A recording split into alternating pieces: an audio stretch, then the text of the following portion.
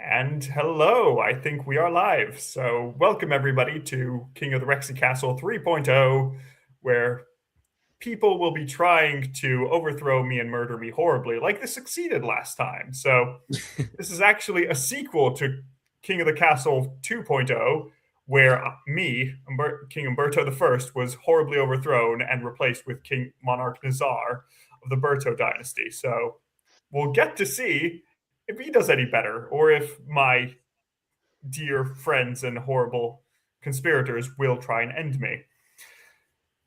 Incidentally, just before we kick off, if you would like to join as members of the audience or as members of the court, go to www.kotc.app and then put in this room code RSAN here so you can get in and play as members of the court and, attack us or help me be a good king. Who knows? That might be something you want to do sometime. But may my lovely players introduce themselves. Let's start with Quinn, I guess. Hi, I'm Quinn. I'm one half of Noblesse Oblige, where we rank all of the Nobel laureates from 1901 till we run out of people. And Roberto, the other Berto. Hello, everyone. My name is Roberto from Tsar Power, where we're ranking all the Russian rulers from Rurik to Putin to see who gets to duke it out in the final battle when they get to dance with the czars in the Kremlin. Very nice. And John. Hi, I'm John from Primetime, and together with Dogcast, we are 2/5 of the Prime team. We're ranking all of the British Prime Ministers from Robert Walpole until the modern day, or until we get to a point where it gets too politically sensitive for us to carry on. Yes, until you eventually get arrested for being Jack Spites. Well, yes, Margaret Thatcher is definitely the roadblock between us. But it's okay. We've got like 10 years before we have to worry about that. Yeah, easy. It's going to be fine. No worries. By that point, also, yeah, exactly. Sorry. Everybody will be. You'll just have 10 new prime ministers by that point. It'll be far enough in the past that it's okay. And I remembered I didn't introduce myself. I'm Umberto from So You Think You Can Rule Persia. We have a new season. It's fun. We're starting with Islam. It's there. Hello. And so I guess also just for note, anybody can join at any point. Feel free to just put in the room code and you can just pop in as a noble of whichever house you'll be. And we can see how that all turns up. Any questions? No. Incredible. How are late arrivals handled? Late arrivals handled. I think they're just added into one of the different houses. I'm not sure how it works. Yeah, that's how it works. Yeah. Okay, brilliant. So just again, www.kotc.app. Use the room code, and you'll be introduced, and you can give it a go. Okay, so without any further ado, I think we can begin the game. And again, this is a sequel to the last one, so who knows what weird fishmen we had before. I can't remember, honestly, but hey. So Incredible. How long do we think it is until someone starts a RexyPod ranking all of the monarchs from the King of the Castle live streams? Honestly, we need to do a bunch of live streams, make sure we get there. Okay, I mean, so the first one was mine, so I did a pretty good job. Yeah, you survived. I did not, so bad times. Let's see if this third one does well. We'll see. Okay, so first of all, let's start with coronation. Who wants to be the chancellor? I can be the chancellor. Go for it. Your Majesty, you may have won the throne from King Umberto, but you must still answer to the council. As is tradition, they will decide what happens at your coronation. And as traditional, the answers are, what? But it's my coronation. Or let's get it over with. Or should I change it to my waterproof robes then? Which I think is entirely my choice, yes. Because I know what happened last time. It was a bad time. It may be for the best, Your Majesty. Shall we call the nobles in? Incredible. So we start with our first important choice of the time, which is what kind of coronation should be held for the new monarch. So either hold a lavish ceremony in the south, force the commoners to swear a blood oath, throw the monarch into the river, or the nobles must put on a vast banquet for the monarch. So I don't know what people are going to choose. Let's see what vibes we want. Am I going to veto something? Nah, let's wait. Let's let democracy reign for at least this one time. So everybody gets to vote for what they would like to happen to me. Wow. I mean, you got ready for one thing. Like, it will be rude of us not to, exactly. I mean, go the for the thing waterproof that you robes are already- very important. So yeah. The monarch made a very important signal of his wishes with his fashion statements. Oh, actually, wait. It's been because as we have an electoral college system, the North and the counts vote are worth double in their votes. So good. So voted for the monarch to be thrown into the river. It is decided the monarch will be thrown into the river. Stability is now civil, and authority is now dubious. And so it begins, is the way to see this. The nobles pick you up and carry you out to the Treadwater River, hurling you to the shallow water with a cheer. When you climb back up the banks, soaking wet, the chancellor steps forward and places the crown upon your head. Is it your imagination or some of the nobles' stifling giggles? It is not your imagination. Horrible. How dare you? We have this whole system. We're laughing with you. Yeah, exactly. It's part of it's a bonding experience, if anything. Okay, so let's introduce the council, I guess. Ooh, Grandy Aaron. Aaron, you want to read? What? You want to read? Oh, I have to read? Do you want to? Can you give a special voice? If you want to. I'll read for you. Do it. The ninth has smiled upon us, and our plans have come to fruition. Verily, there is much to celebrate. Oh yeah, because the South won the last game. Now, remember your duty. You must ensure that the grandees' interests are enforced throughout the kingdom. What if I governed for the good of the whole kingdom?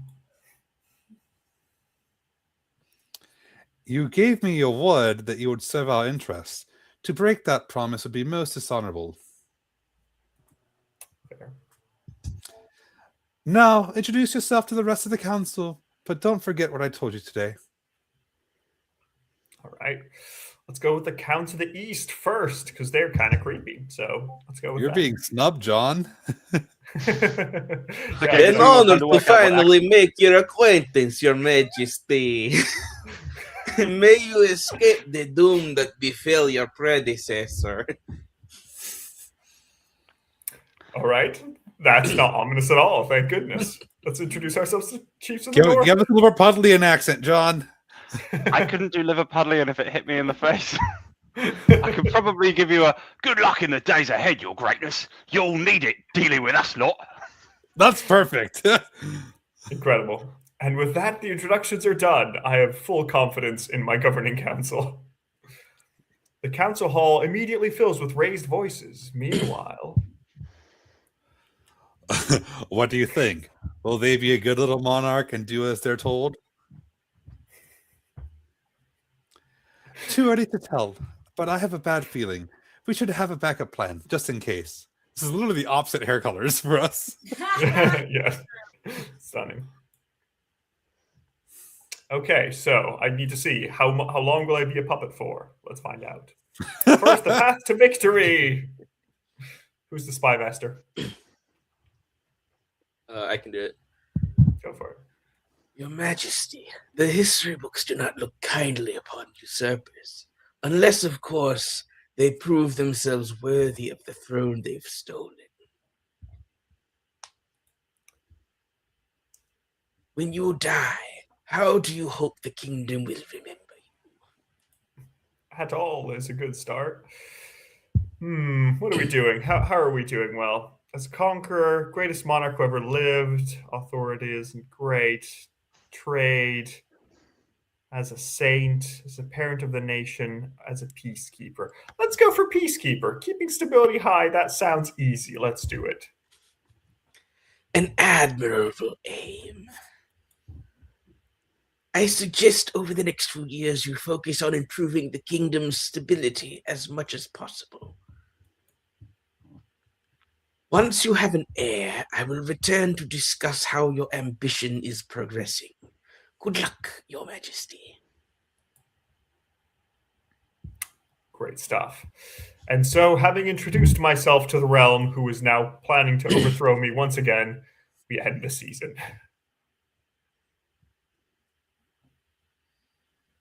Eric of the John Primetime clan, charismatic political mastermind, stands precariously on a longhouse crossbeam, sitting as they speak. Chiefs of the North, we all know I should be on the throne. I realize I think I'm representing someone else here, by the way. So, Yeah. I hope that That's this is true. a Yeah. fair one for me. It's just a general accent for everyone. Yeah. Yeah. It's the regional. Not this imposter monarch Nazar. How do we make that happen? Ooh, we have to choose between raising authority, raising our own military, or lowering everyone's faith. Ragnarok. Right in rock and roll. Ooh, lower all faith. All right, fair enough. I'm not sure I even understand the Closed. mechanics well enough to get that to work, but Lower everyone's faith and see what happens. Everybody's faith is pretty high, but good luck. The chiefs plan to dig up Odhel's legendary horn and use it to take over the kingdom. First, they must win the favor of the gods by diminishing the kingdom's belief in the ninth. To advance their scheme, the chiefs must lower the combined total of all regions' faith to 12 or less in 4 seasons. Oh, fuck. Well, close enough. We're getting there. While Gillum of the Aaron heritage, eccentric southern firebrand, stands bathed in sunshine, ranting in a fury. Praise be! Nazar now sits the throne. The grandees are in charge. But the other regions will already be scheming to depose them. Do we stay loyal to the new monarch, or cut our losses and put me on the throne instead?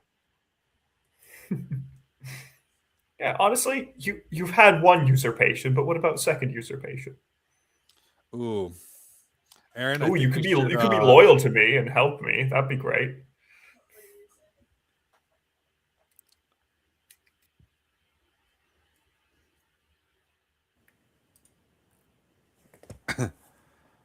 Very well. Aiding the monarch. Good, loyal vassals. I support you. we technically put you on the throne last time, so like. Yeah, exactly. No. I'm glad you're not trying to overthrow me and kill me this time. That settles it then. Glory to the monarch and glory to the ninth god. That's not Irish.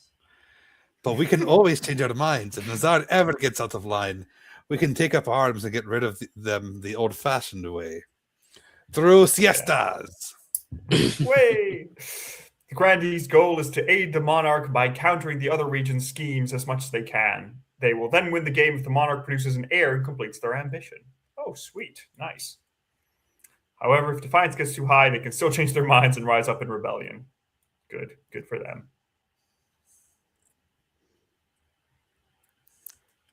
Salandra of the Quinn dynasty, legendary reformed cultists, lead delicately on a podium, speaking in a melodious voice. Melodious voice, Quinn. My fellow counts, in ancient times, the East was its own proud kingdom. We can bring back those days of glory, but not while the false monarch Nazar wears the crown. Damn, that's rude of you to say, but fine. That was a private soliloquy. You're the one being rude. Intimidation. Comrade. So you can magic me away, subterfuge me away, or intimidate the hell out of me. I'm pretty intimidatable. I've been murdered before.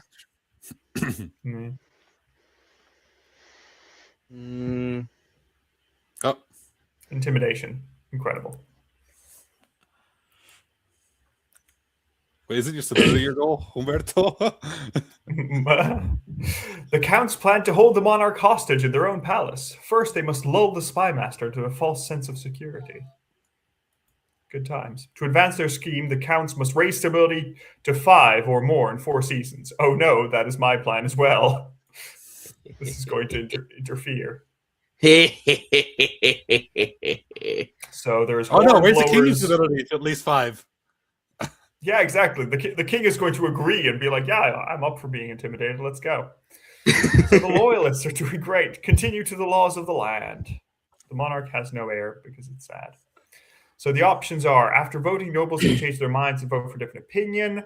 Stop the count. The timer is set to 15 seconds and the vote will automatically close once the timer is over. Reverse voting. The nobles must vote for the least favorite option. That's what I want. Good. Let's go. So everybody can be vaguely uncomfortable and have to do mental calculus to figure out what's going on in the world. I feel like And we should seize take the him down class. just for that decision. No. It's important. It's a cool stuff. Well, what do we start with? Do we start with the kingdom or do we go to the counts? I feel like the counts have a lot of stuff. Let's go to a call for apprentices. I want to know what the apprentices are for. Grim tidings, Your Grace. A meddling wizard has set up shop in Kalstov. I believe it is Athmoral, the Stormbringer. Well, tell me more about this wizard. Oh no, the Chancellor's abandoned his post. No, the Chancellor, why? Well, I'll hold on for the Chancellor. Wizards have managed to tame creation itself. They wield untold power and are naturally distrusted by the Church. Even the High Inquisitor wouldn't dare move against them openly. Athmorel, as her name suggests, is the wizard whose domain includes both sky and storm. She has put out a call for new apprentices, which is a rare event. This is a once-in-a-lifetime opportunity for many. Droves of unwashed, glory-seeking serfs from all over the East are lining up for the chance.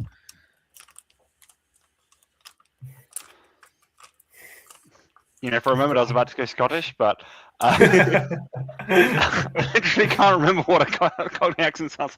Not just peasants, I, John Primetime, have also decided to apply. The competition will be fierce, but those villagers are no match. I will be the most powerful, noble this council has ever seen. Even if my accent does change a lot. Terrifying. You couldn't put your clothes on if it wasn't for your servant's help.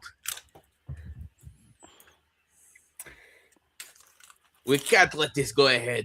Not only is it heresy, it presents a clear and dangerous conflict of interest. A conflict of interest? How? Wizards answer only to themselves. Their power is unmatched, such that entire kingdoms cannot stand against them. I don't trust John Primetime with that power. It's too much. Even an apprentice on the council would be disastrous. Chief John Primetime could use magic to interfere with votes, or you for that matter. No, I am too wise to be interfered with, I'm sure. Then we shall assemble the council. Thank you, Your Highness. So, the options are, allow Chief John Primetime to become Athmorel's apprentice, require he forfeits his noble title in order to become an apprentice, or forbid John Primetime from traveling to Kalstov. You know what? I'm going to use my monarch's veto to stop John Primetime from becoming an apprentice. Oh, this is so unfair. I mean, come on. Seriously, come on. Is this not a free country anymore? Like, really? This is how you get war, you know? My fellow nobles, I have a compromise option. If you we do not want to stop the chief from pursuing academic study if he would so choose, but we cannot allow him to keep his influence if so. So we shall allow him to study as the apprentice if he abdicates his position of power. I completely agree with that, Sir Quinn. So I think he should completely abdicate and become an apprentice because he does not need to do that anymore. Wait. Are you really saying that not one of you has a single extracurricular activity out there? I mean, come on. Like, it's really You're not that big a going to deal. an enemy of the kingdom. If you want to be enemy of the kingdom, you can I'm go not ahead gonna- and become an apprentice, but you are no longer part of the kingdom. What about if I assure you all that I will use this power for nothing but good? I don't believe that. You don't know Sounds that. Is what do you say? Bullshit. I agree with Sir Quinn here. He must forfeit his double title. Right? Incredible. Let's begin the vote. We shall see. Do we just forbid him? Oh no, apparently not. Good. We're all Even John agreement. voted for it. It was the only option. Like, It was you the know only what? option. That's opposed to nothing. So the nobles have required that he forfeit his noble title in order to become an apprentice. I suppose that is an acceptable compromise, especially because I came up with it. John Primetime begins his journey to Kalstov immediately. His wealth has decreased, but the treasury has greatly increased, so thank goodness. Brilliant plans.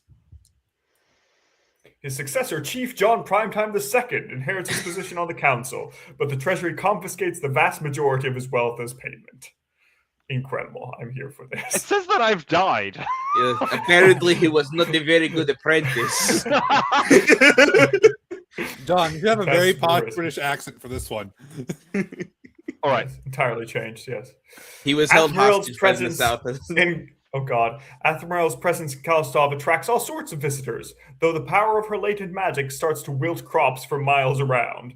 So the farming is now starving, but trade is up, so honestly, who cares about the farming? What are they trading if there's no food? Black magic. On Primetime's bones. Black magic. Border raid. Let's Let's have a look. Let's stay in the east. Your Highness, those damn chiefs are up to their old tricks. Chief John Primetime II has been leading his warriors on raids into my lands.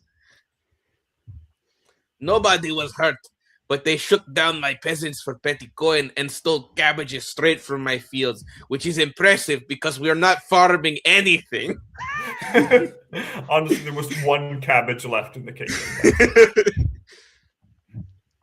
How dare you accuse me of something like that again? That it's my axe you'll answer to.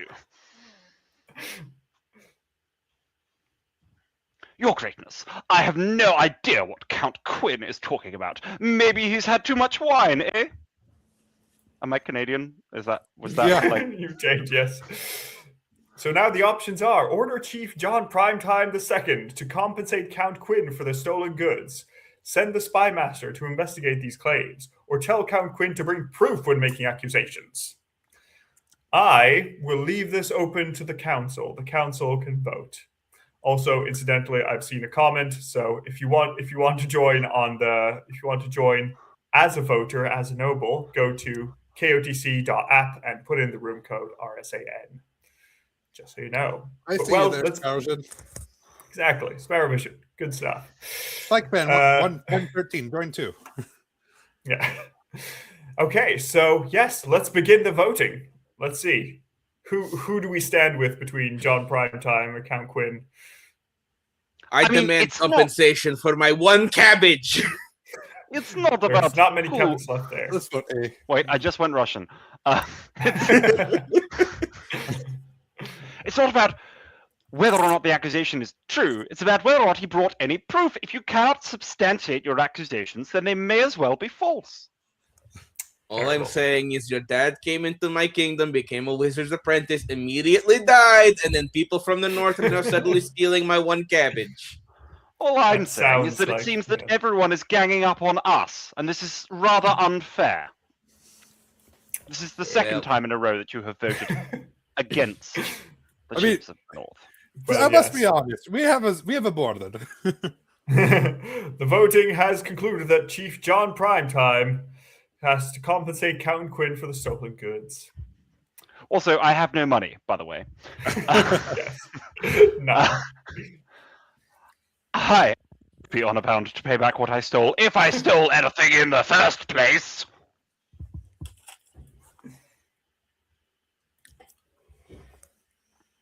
Blood and Star, shut up.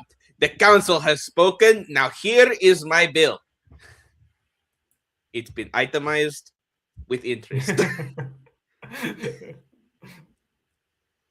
Grumbling Chief John Primetime II pays up, but you'd be surprised if this was the end of it. The East's defiance is now cordial. The North has no money because it can't go any lower, while Count Quinn's wealth has increased as one cabbage has been returned. Much worse for wear. We figured out how to generate money from nowhere, apparently, because I didn't. Yeah, anyway. exactly. It's a complex financial system. You've had some stockbrokers come in. Now it's time for the honor guard. Hooray! They figured out alchemy.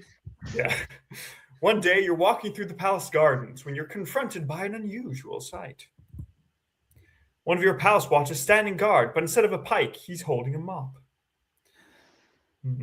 Fearlessly defending me from dust, are you? Because, of course, you don't know what a mop does. No. Yes. I'm too noble for that. Who wants to be my palace watch? John? Last week, a grubby little urchin kicked me in the shins and stole me proper pike. I don't know why I said it. I grabbed the first replacement I could find. You are an idiot. Some might praise me for my resourcefulness. Ooh, Marshall. John? John is also Marshall. I can only apologise, Your Majesty. The Palace Watch have been more incompetent than usual recently. It's obvious you need a proper honour guard to protect you. But first, how can we improve the watch? Ooh, fun. The options are how to improve the bumbling palace watch, spend a fortune on fancy new equipment, invite northern soldiers to provide training, enforce harsher discipline, or there is no need to do anything. Trust us, it's cool. I'm going to say I will say the monarch's vote is going to be to invite northern soldiers to provide training because I was about for that, they're so skilled, they're so good. We should go for them. They've had a rough time recently, so we need to follow up. I gotta follow the monarch, so yeah, everybody's gonna follow the monarch. Damn. Almost spending a fortune on fancy new equipment, but not quite. Voting is closed. The three nobles and the monarch has voted for inviting northern soldiers to provide training. See, we're not getting up on the north. It's fine. John, I felt bad about kicking you, making you do that. So let's have the king repay your people through your knowledge of Warcraft. But with no actual money, I might not. No, exactly. I mean, you're paid an exposure.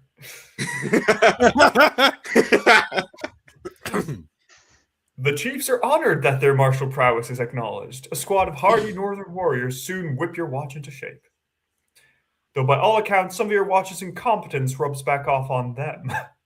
So, honestly, I could do with a less powerful north. Let's go. This is not acceptable. If one thing's clear from this mess, it's that you need an honour guard who can actually keep you safe, not like these kittens. Think carefully, Your Majesty. These guards' loyalties will be divided between you and their region. Of course, you could just hire foreign mercenaries. They'd be loyal to coin above all. Your Holiness, the Sisters of Steel are chosen by the Ninth God. Surely they will be chosen by you as well as your loyal faction. Yeah, they seem fine. Well, let's go through them. Let's see. Tell me about this. Tell me about the Southern Battlelands. Terrifying warriors. Sorry. This is not a sustainable voice. It's not. And they've sworn a vow of silence, so at least they won't spill state secrets. Other than them, good start. But their faith and loyalty to the church is above all, even your safety. Tell me about the Northern Warriors. bearded oafs with axes and no manners. They all get drunk and cause trouble in the palace. No discipline at all, and I can't guarantee they won't run off on some random quest, but they're honourable and in a fight, unbeatable. And tell me about the Eastern Knights. The Order of the Drowned Rose are highly respectable. They'll understand palace etiquette, but it's been years since they fought an actual battle. They mostly write poems these days, but they can be very cutting, or so I'm assured. Yes. Like again, like the thorns on a rose, they too can be sharp. What foreign mercenaries do you suggest? A band of fearsome fighters from the Tatterlands called the Battle-Bitten Brethren. They specialise in work, but they're costly, and hiring foreigners will betray a lack of confidence in our kingdom's fighters. I have made my decision. I await your verdict with bated breath, your majesty. Thank God. I will go for. The Southern Mod. Honestly, I thought we'd already I'm going to decided it go- was the Northern Warriors. I feel like, well, the Northern Warriors were in for training. The foreign mercenaries are pretty good, though. We are your loyal faction. Yeah, Your Majesty. but you already Wouldn't it like be me. nice to have someone of Yes, and you want me to keep refinement liking you? around. Our faction has been really quite opposed recently, and I feel like if you're not prepared to give us something, then perhaps we should be less keen on the future of this kingdom together. Honestly, I feel like I need to go for the Northern Warriors because, well, they are the strongest of all the different factions. So surely they would provide me with the best defense. A wise choice, my lord. God above, your holiness! How could you choose them? The East is now aloof, the South is cordial, and the North is cordial as well. I will make the arrangements at once. The warrior heroes arrive a few weeks later. They swagger in with big grins and bigger axes, belching and singing and roaring out unsavory jokes. One of your courtiers faints. But hey, we know what people in the north are like, am I right? End season. Ooh, it's time to start an auction. The nobles will have to choose what to vote for with their money and which sort of building to support. So it will increase the stat of the specific faction or the general one, like stability. So off we go with the auction.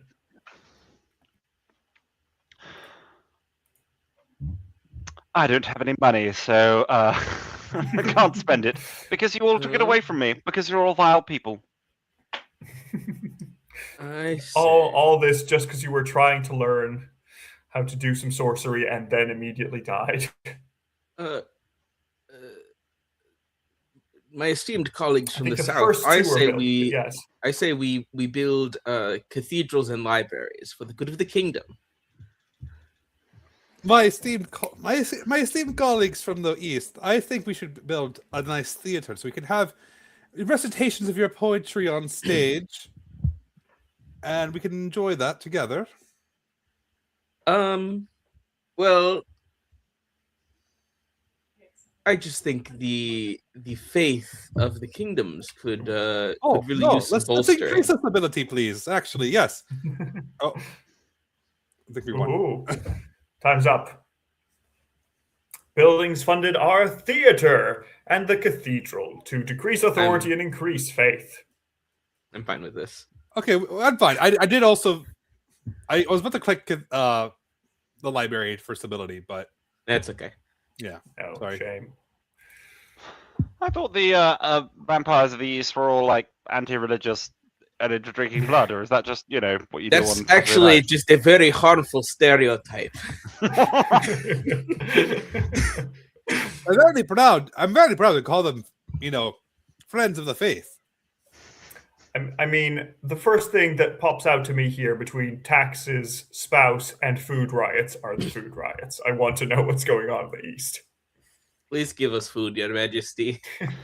Your Majesty always seems to have his eyes to the east. One wonders if the rest of us will ever receive any attention. Your Majesty, Ooh, the famine in the East goes worse by the day. Chief John Primetime II stole our last cabbage. Bad times. I didn't do it this time, or last time. Riots are breaking out in all the major townships from Rudgrad to Bioksov. Because I don't know how to pronounce it. Because of. You've only moved there recently. Yes. It's only peasants live there. Why would they pay attention?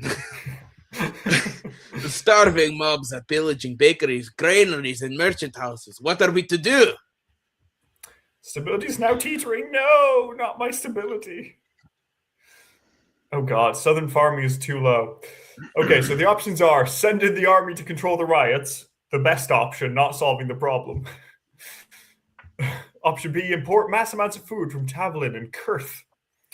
Or the Count should buy up surplus grain from the grandees, or order grain supplies to be diverted from the south. Honestly, there's not great options in general. Yeah, the last two I will allow everybody to vote. Because your farming is too low. Yes, I think the only option we have... The only option we have either here stab is to someone, import the food, or reduce the amount of mouths to feed. Surely that one only has a 60% chance of succeeding. Also, yep, it but does. If it works, it works. 60% of the time, it works every time. Oh my God, John! Terrifying voices. You sound like someone who smokes 18 packs a day. Yes. Also, funnily enough, I don't get much cause for that voice when doing my Prime Minister's podcast. You really should. Oh, Sparrow Vision. Hello, you're in the north as well. The northern votes have been diluted. The Northerners are trying to vote for mass murder, but we'll try and avoid that. We're planning to import mass amounts of food from Tavalin and Kurth. The treasury is opened, and a tide of gold flows out of the kingdom and into the pockets of Tavalinese and Kurth merchants. In return, grain floods into the famine-stricken eastern lands. Thank you, Your Highness. Most pleasing. The unrest dies down as soon as the rioters have bread again. It's enough to tide the peasants over until the next harvest. The farming is now just needful, which is pretty good. All right, I've ignored the north too much. Let's go up to see about their taxes. What's going on? Who wants to be peasant? Oh no. I can read this. Go for it. Your Majesty, help us. Chief John Primetime II of the North has been beating us dry as. Brilliant accent. Not literally, I hope. No, we're not from the east here. No, they used to common enemy, Your Majesty. Our taxes are 10 times higher than they've ever been. I can't afford to feed me cows. Ooh, we need a treasurer. It's true, Your Majesty. Chief John Primetime II has been taxing his peasants at least twice as much as the next highest noble. It's been a hard year, Your Majesty. I've barely any gold in my vault. I'm just doing what I can to stay afloat. What about these poor peasants' cows? A box on the stupid cows. Let's see what the council thinks of this, I mean, you literally can't take more money away from me because I don't have any, so... Give it a go. The options are throw Chief John Primetime II into a dungeon to teach him a lesson. That's what he needs. Allow Chief John Primetime II to keep overtaxing his peasants, or have a royal tax collector take over tax duties in the north. Is there any of these I don't want especially? No, you know what? I trust my vassals. Go, my pretties. Vote. Vote for John Primetime's fate. Do this. I think it is time for the kingdom to. I don't have to convince you. We're good. I feel that we're being ganged up on. In fact, I feel that we've been ganged up on pretty much all of this season. You know what?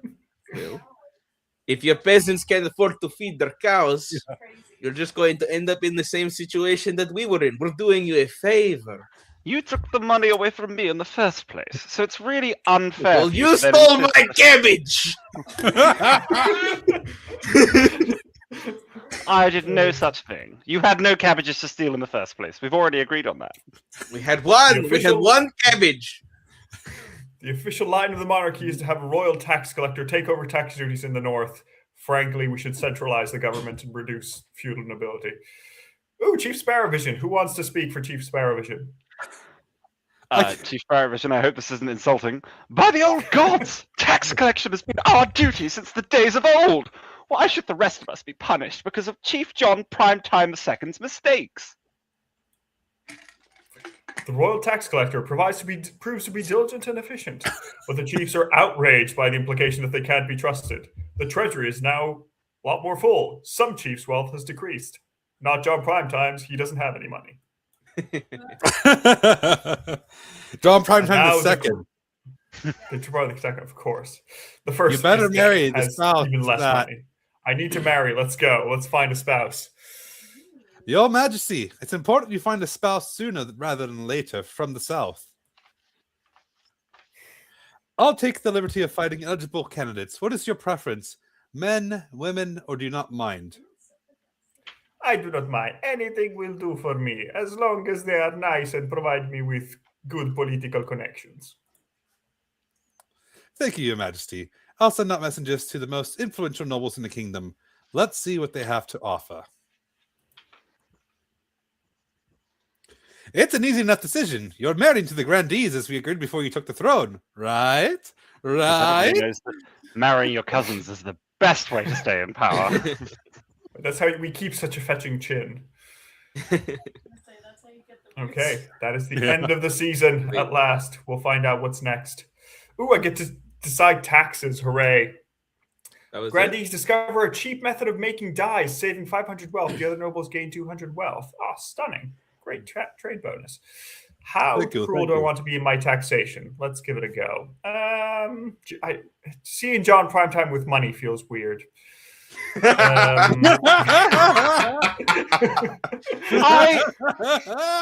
I think this is really rather unfair. In fact, I feel rather put out at this. And I would like to remind Your Majesty that your bodyguards are, in fact, from the north. That's And that if fair. you can't pay them, then perhaps they will be Hmm. less inclined to support you when needs must.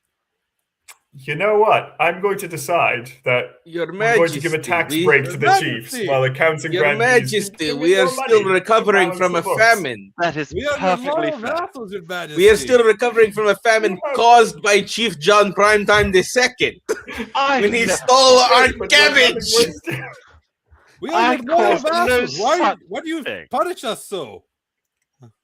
I mean, because you are loyal vassal, so I know you can pay. I have- Yes, but do you want to keep us Let's loyal? confirm the tax, yeah.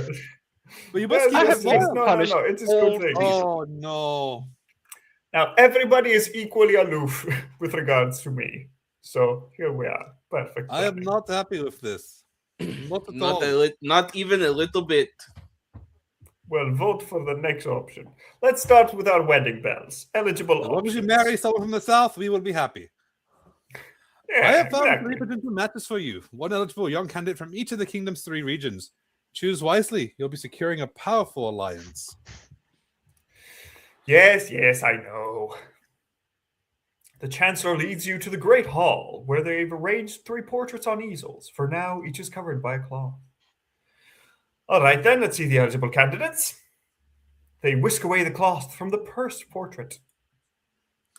This is Odwin, firstborn daughter of the Northern Sparrowsian clan. Beautiful, isn't she? Apparently, she is also exceptionally well-mannered and agreeable. For a northerner. She's one of the good ones. That's what they say, yes. Even among the northerners, she's made something of a name for herself as a fearsome warrior. Had a bit of controversy a while back when her clan hall burned down, Apparently her presence were to blame. I don't like Wouldn't the you? cut of her jib. It feels like she cuts jibs a lot. So I would say not interest. Let's look at the next one. This is Roland, eldest son of the Eastern Quinn dynasty. Apparently they had a hell of a time getting him to smile for this portrait. He had a laboratory installed in his castle and spends most of his time there conducting bizarre experiments. He went missing a while ago, but it turned out he accidentally locked himself in a cellar, survived on wine for a week. Stunning. I love this man. He's an building intriguing a candidate. ring of magnets to spin particles really fast. Yes, what could go wrong? And finally, from the south, Fabian, the eldest heir of the Roberto lineage. They're reputed to have an ego the size of the sun, but there's nothing wrong with confidence, right? And he's also not your cousin. They are, in fact, your sibling. He is both your brother and your uncle. They're savvy. I'm my They've own had grandfather. in the spice trade. There are rumors that they're obsessed with avenging an old slight on their family honor, which you should technically help with. Which being is from also the your Grand- family honor, exactly. I don't like the look of them. I like So it the makes weird. it very awkward if you're with your loyal vassals. Castle. What do you think? Of course, by picking a candidate, you'll anger the other regions, but you'll gain a lifelong alliance. I have made my decision. Well, which I of them will do you go- wish to marry? I will go for Roland of the East because my bodyguards are northern, my supporters are grandees, and I need a spouse who's from the East so we can all join together. And surely this will not come to bite me at any point. This is like yes. Excellent. Taking I'll a make the literal vampire. arrangements. Hey, the East is now loyal. The North and South are grumbling, but honestly, who cares what they have to think? It's probably fine. Quinn? No, John? I've been stumped too many Time to times. stab me in the back. Yeah. Well, retaliation sounds incredible. Let's go with that. Your Majesty, I am here to complain about Chief John Primetime II raiding my lands again. We agreed that it didn't even happen last time. This time he even left a calling card with his signature after pillaging one of my caravans. The audacity! John's so wealthy now? Well, John is incredibly wealthy after the tax break and everything. The council forced me to repay Count Quinn for raids I never conducted in the first place. Let the crime fit the punishment. Now we're even. Or in other words, I paid for this, so it's what I get. Blood and stars, that is not remotely how that works. I demand the council arrest this fool. Okay, so the options are arrest Chief John Primetime II for theft and assault. For a second time, order him to pay Count Quinn back in full. Consider the matter settled, no more raiding, or station troops along the northern eastern border. Incredible civil war. Let's go. Civil Actually, war, civil war, civil war, civil I'm going to be a capricious monarch and say that we shouldn't arrest John Primetime for theft and assault. Might just give him a fine again. See how this goes. Honestly, it's fine. I don't like this. I would rather there be station board. Yes, for once we agree on something. Wow, everybody's Free to favorite. go to Incredible. war. Yes, just set my laws Yeah, to it's allow vassal conflicts. Go off we go. It counts as a Been too friendly long. if it's on our own turf. Yeah, it's great stuff. Oh, Sparrowvision considered the matter settled, no more raiding. Apparently not. I'm sorry. Conflict must begin. The nobles have voted to station troops along the northern eastern border at last. You want to put troops along the border? I suppose you could help keep the peace. The stability is now stable, as the name would suggest. Mother of mountains, this is a total overreaction. And what do you think will happen when the northern and eastern soldiers guarding the same border? This could lead to Civil war. Dun dun. I mean, if the vassals are fighting, I don't mind. But despite Chief John Primetime II's misgivings, no major incidents are reported. At least not at first. And now we go to the occupational hazard. What is this? We've received a message from the wizard Ethmorial, Your Majesty. There was a storm localized entirely within my chambers this morning, and this letter appeared in a flash of lightning. Her new apprentice, John Primetime, has died. This is quite normal, Your Majesty. The survival rate of wizard apprentices is less than 1 in 10. Yes, he keeps dying repeatedly. Honestly, it's quite unnerving. He was kind of a buffoon. Regardless, Ethmorial has sent us compensation. How charitable. And what of the damage she has already wrought in Kalstoff? Did we receive any compensation for that? Alas, no. Only this 150 gold. Perhaps the council will have an idea of what to do with it. It cost 1,000 gold to become an apprentice in the first place. Those student loans. Bad times. Well, what should be done with the compensation? Yes. As a graduate student, your life is worth very little. Yes, you can just easily replace. That's how academia works. Well, presumably there were deductions for bed and board or something. I don't know. Yeah, exactly. All the wine and the dinners. So, what should we be done with the compensation? Give it to a successor, Chief John Primetime II. Pay the counts for the magical damage in Kalstov. Build a statue celebrating John Primetime's bravery. That one. Keep it for the treasury. What should we do with the compensation? What should we do with the compensation? What can we do with the compensation early? The monarch is going to vote to pay the counts for the magical damage in Kalstov. Will it work? Who knows? But let's build a statue celebrating. Build a statue celebrating. Build a statue celebrating John Primetime's bravery. Except that I can't currently find the tab. Where is it? Ooh, I think we have a winner. Sparrowgen! Option D! Sparrowgen can keep it for the treasury. C! D! Oh my god. C! Oh. One more? Bum, bum, ba-dum. Very well. I think we're out of time. Paying the counts for the magical damage in Kalstov it is. Voting is closed. The counts will be paid. Huzzah! I'm really curious how there's only a 40% chance of successfully paying someone. Oh, that way. The roads are very bad. You know, the Northern money, Raiders. feeble as it is. Yeah. The money, feeble as it is, goes towards the farmers who were affected by Athmoral's stay in Kalstov. But what can gold do, really? A few cows are bought, but the old ones are still roaming around the fields, leaving flaming manure and producing acid milk. Jesus Christ. John, what have you done? No matter what the farmers try, the land is rotten with magic. That's just what happens when a wizard visits.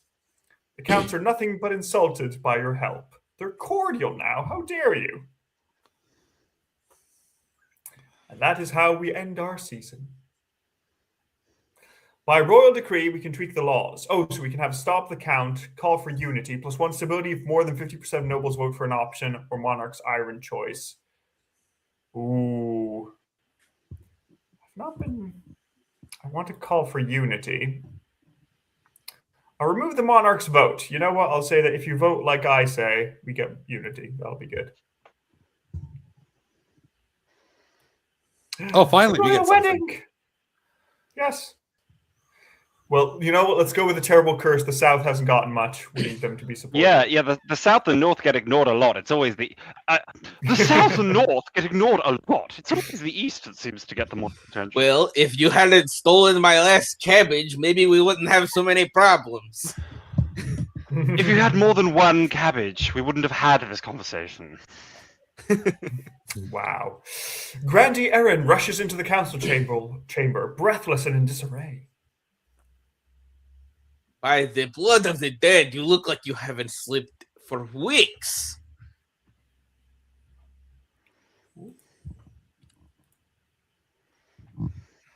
That's because I've been placed under a curse. Look, my hair's falling out in chunks. Yeah. Perhaps you're ill or old. It's just one of my knaves. I saw it in her eyes. She's an evil witch. It's John Primetime the First from beyond the grave. Yes, God. Might be, honestly.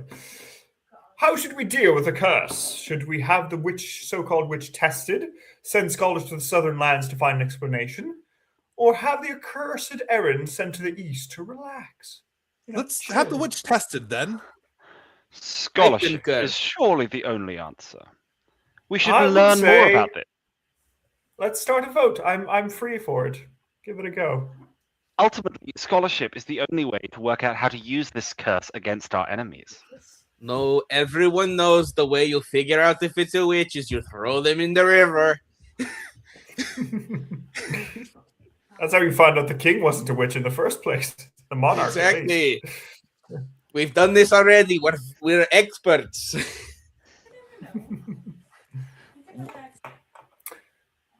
Very well. I think we've seen what the outcome is. The witch should be tested. Witch! Is she happier than a duck is the plan. You arrange for a priestess of the ninth god to question the accused. The church does not look kindly upon witches, particularly if they're cursing a noble for no reason. After several days of questioning and burning of incense, the priestess makes her announcement. The accused is innocent. Things settle down, and Erin eventually admits that some new pomade may be to blame for her hair troubles. So farming is now sufficient, and Defiance is now aloof. The Northers are the only ones being annoyed at me. And well, the deceased, is this going to be John Primetime coming back from the dead? I want to know. The elder Chief Marhata, a cousin many times removed of Chief Sparrowshin, died in her sleep last week. She was nearly 90, would you believe? Oh, I'm sorry. A friend of yours? Not at all, Your Majesty. She was very wealthy, however. But she could have spent more time on her accounts. She died without a will, and the nobles scrabbling for her estate.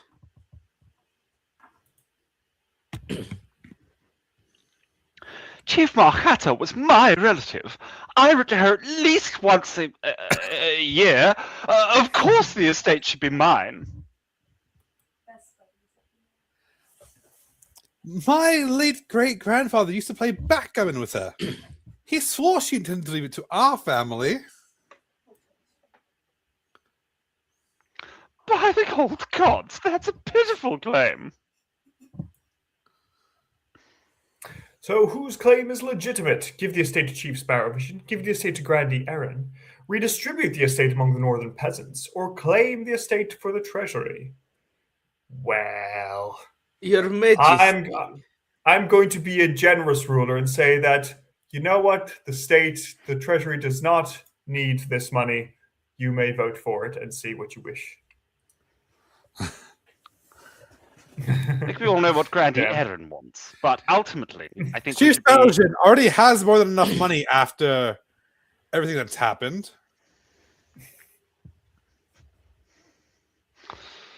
Oh. Ultimately, I think it's really important that it doesn't go to the Grandees. How many times have we voted for you, Quinn? Civil war. Civil war. Listen, it is Continue. clearly the northern peasants. They have a shit ruler who does not care for them at all. The northern peasants. The northern and southern nobles watch in outrage as peasants occupy the estate and move into the manor house. Oh no. The north's defiance is now aggrieved, and the south's defiance is grumbling. Using Leif Chief Marhata's money, the peasants set up a marketplace on her land. It turns out to be a huge success, with merchants flocking to the palace in crowds, with trade being now prosperous. Now it's time for the royal wedding at last. Finally, the highlight of the season. Your wedding to Roland is naturally the talk of the kingdom. Nobles and peasants alike traveled from across the realm to attend. For a week and a day, the capital is one giant party. Feels like you're the only one not taking part. Instead, you're getting ready for the ceremony. Soon enough, you're standing in St. Bertrand's Cathedral with Roland at your side. Do you take this man as your lawfully wedded husband? I do. Then I now pronounce you married in the eyes of the kingdom. Marriage is what brings us together here today. After the wedding, of course, there's a feast, and after the feast, a dance. Your new husband, Roland, refuses to dance at all, preferring instead to brood in the corner. Stability is now civil. My authority is now credible. The North is now only insolent. The South is aloof, and the East is loyal. Good stuff. My new husband looks very tired, but very well. We'll try. He's been doing calculations all night. Yeah. Haven't we all? By the time you find yourself alone with Roland, it's past midnight and you've never felt more tired. Who's going to be my husband? Well, Gwen, I imagine.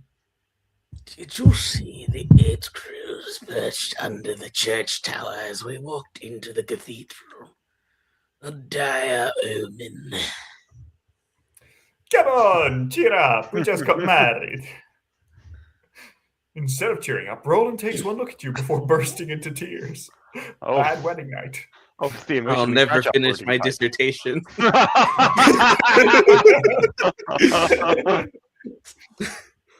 The peasants have the right idea. They get married for love, not for politics.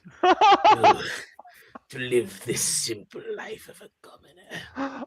The implication here that Roland absolutely doesn't love you. I'm sorry. Wow. Honestly, harsh. I've had worse dates, but still. There, we're both in this together. You comfort Roland long into the night, listening as he expresses his doubts and fears.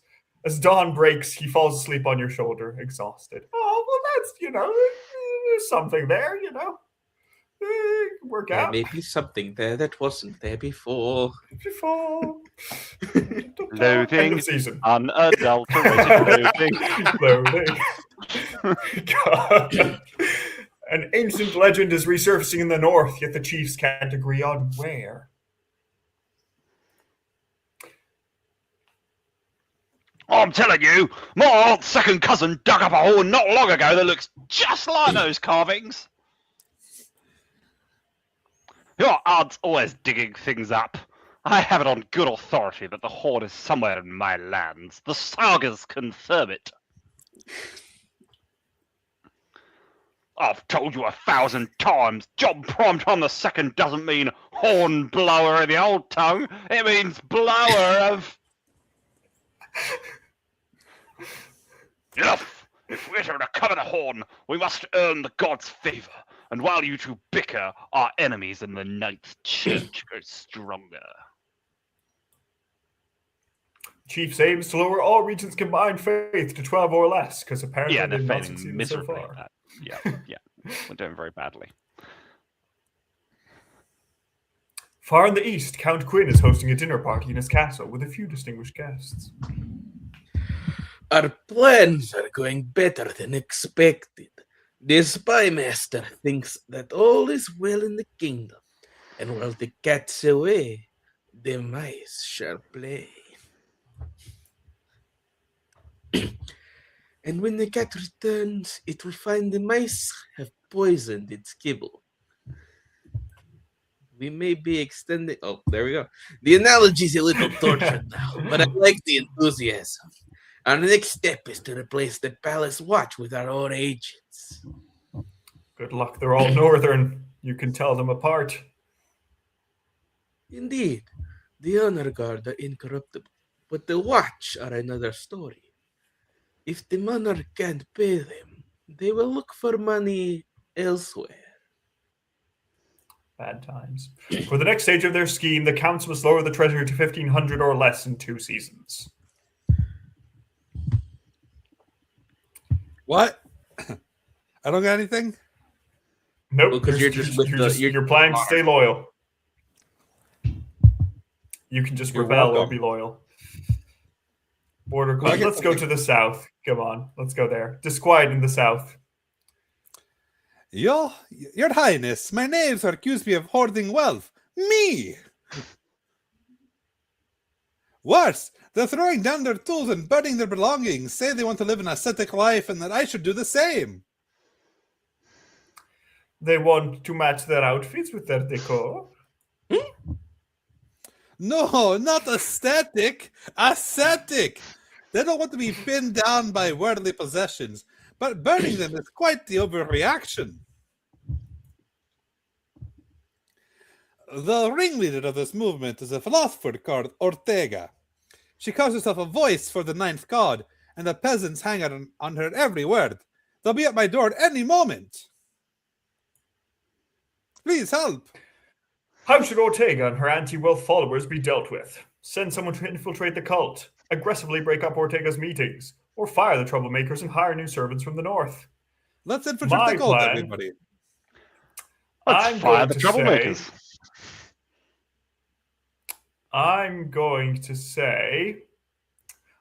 call for unity, I'll say, let's send someone to infiltrate the cult. Why not? No way we're doing no, it's just +1 stability for anyone. Okay, anybody, cool. Start vote. Let's go. Quinn, I'll go for whichever one you go for, if it's B or C. I say we aggressively break up the meetings. Great, let's do that. Oh no, how dare you. Fiends. Fiends. Shameful. Sparrogen, vote A, please. Sparrogen, B is Chief the John only Primetime II. We're not so different, you and I. Apart from the cabbage stealing, yes. The past is the past. We are two sides of the same coin. Aggressively breaking up Ortega's meetings. The city watch rushed to the next philosophical meeting. Some of the peasants try to fight, but Ortega tells them to stand down to prevent more violence. The kingdom is now steady, but then it's become civil straight after. I'm so confused. Yes. The grandees are very grateful indeed, though there are rumblings of discontent from the peasantry, so their defiance is now cordial. Grazie, what if we amici. look at border clash? Border clash. Let's fight. Your troops started it. No, yours did. They threw stones. And your soldiers responded with arrows. That's completely disproportionate. That's an escalation, perhaps, but not an improportional response. Your Majesty, tensions have been simmering on the northeastern border ever since we stationed troops there. Oh dear. Last night, those tensions exploded. I can't work out who started it, but the soldiers attacked each other. Easterners took heavy losses, while the Northerners are largely unarmed. The East military is now weak. The Northerners act like your friends, and they attack you. We need to stop this from happening again. No, we don't. We need civil war, full-blown civil war. What are the options? How can we stop troops guarding the border from fighting each other? Have Southern troops guard the border instead. Offer the guards monthly pay bonuses if they don't kill each other. Bombard the soldiers with propaganda promoting peace. I veto the pay bonuses. How dare you? Wow. Have the Southerners act as peacekeeping forces. Let's go. Roberto, which do you want? I want to promote the peace.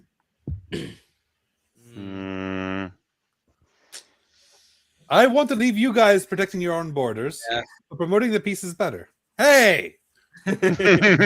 You will be involved in this three-way war. All sides. Let's go. All Civil sides are War. wrong. You see, War. the East and the North are united in our agreement for the war. Yeah. Yeah. We are prepared to work together to achieve the same. Southern troops will guard the border instead. You want to do what? You want to do what? Oh, shit, that's not my voice. You want to do what? With them? You want to do what? With us? Up there? What are the options? Don't blame me, you all voted for it. Your nobles leave the council in a foul mood. Soon enough, southern troops are occupying northern and eastern border, leaving their own lands undefended, so their military is now inadequate. Quinn Oh, and John, with the think North it's being time very for civil military. war. The new soldiers don't understand the customs or the accents of the locals on either side, and they don't hide their disdain. They openly take bribes, get into fights, and cause trouble. Soon the council and chiefs are finally united in one thing, their hatred of the grandees. Stability is stable, though, so, winning. You're supposed to be helping us, Oh, no, not forcing us to do things. I mean, I'm giving you authority. I'm giving you responsibility. If you're blowing it, it's your own fault. You weaken the military. Requisitioning rare reagents. Oh, my husband. Nazar. I've come to... Wait, no, this is not... Wait, hold on. How did he sound? Nazar, I've come to ask for a favor. I recently purchased a very rare reagent for one of my alchemical studies. The pickled finger of an ice giant. Lamentably, it's been delayed.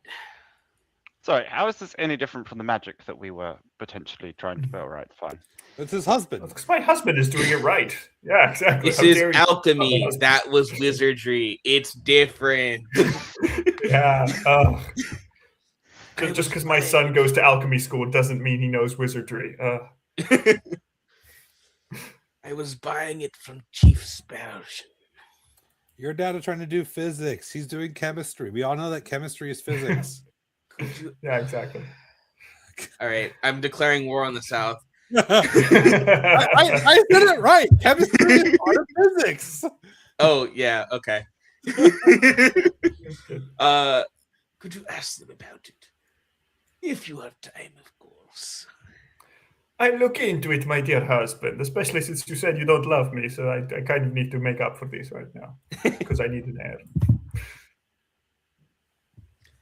Most pleasing. Let me know how you fare. You summon Chief Sparrowvision to the council chambers the next day to talk in private. Hello, Your Greatness. What can I do for you?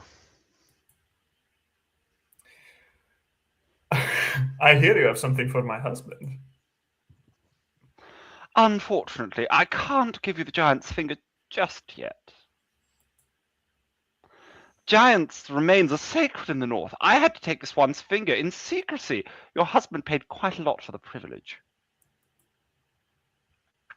The problem is, some of the other chiefs are suspicious about what I did. They're threatening to have me punished. If you still want this accursed finger, you have to promise to keep me safe.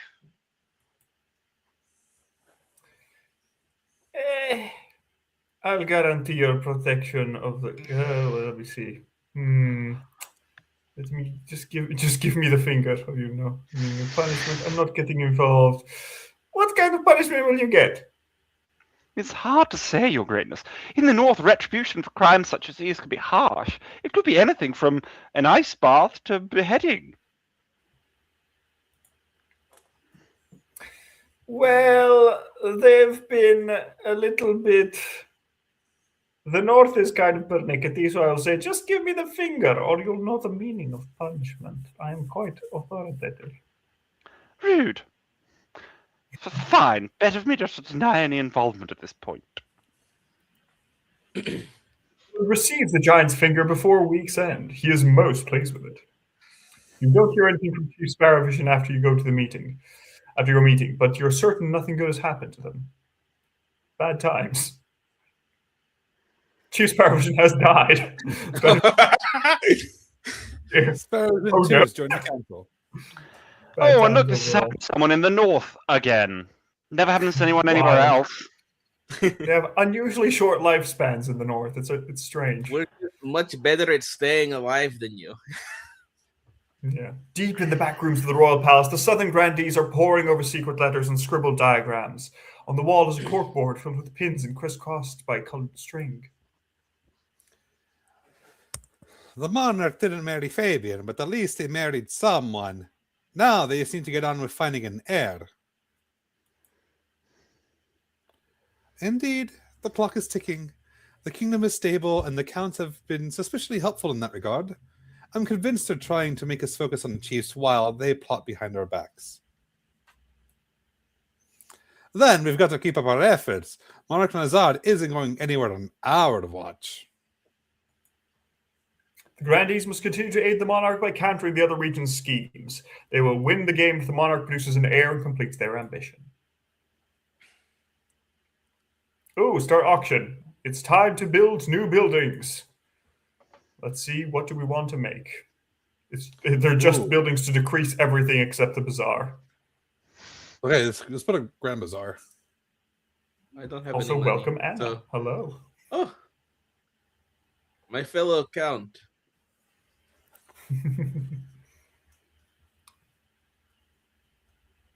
Seems like everybody is quite happy with a grand bazaar and an observatory.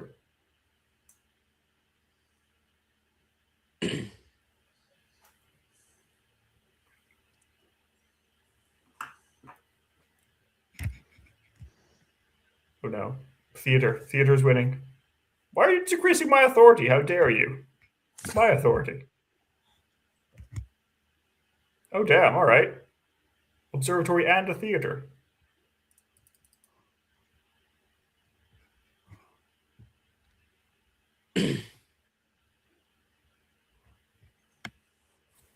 Okay, time's up.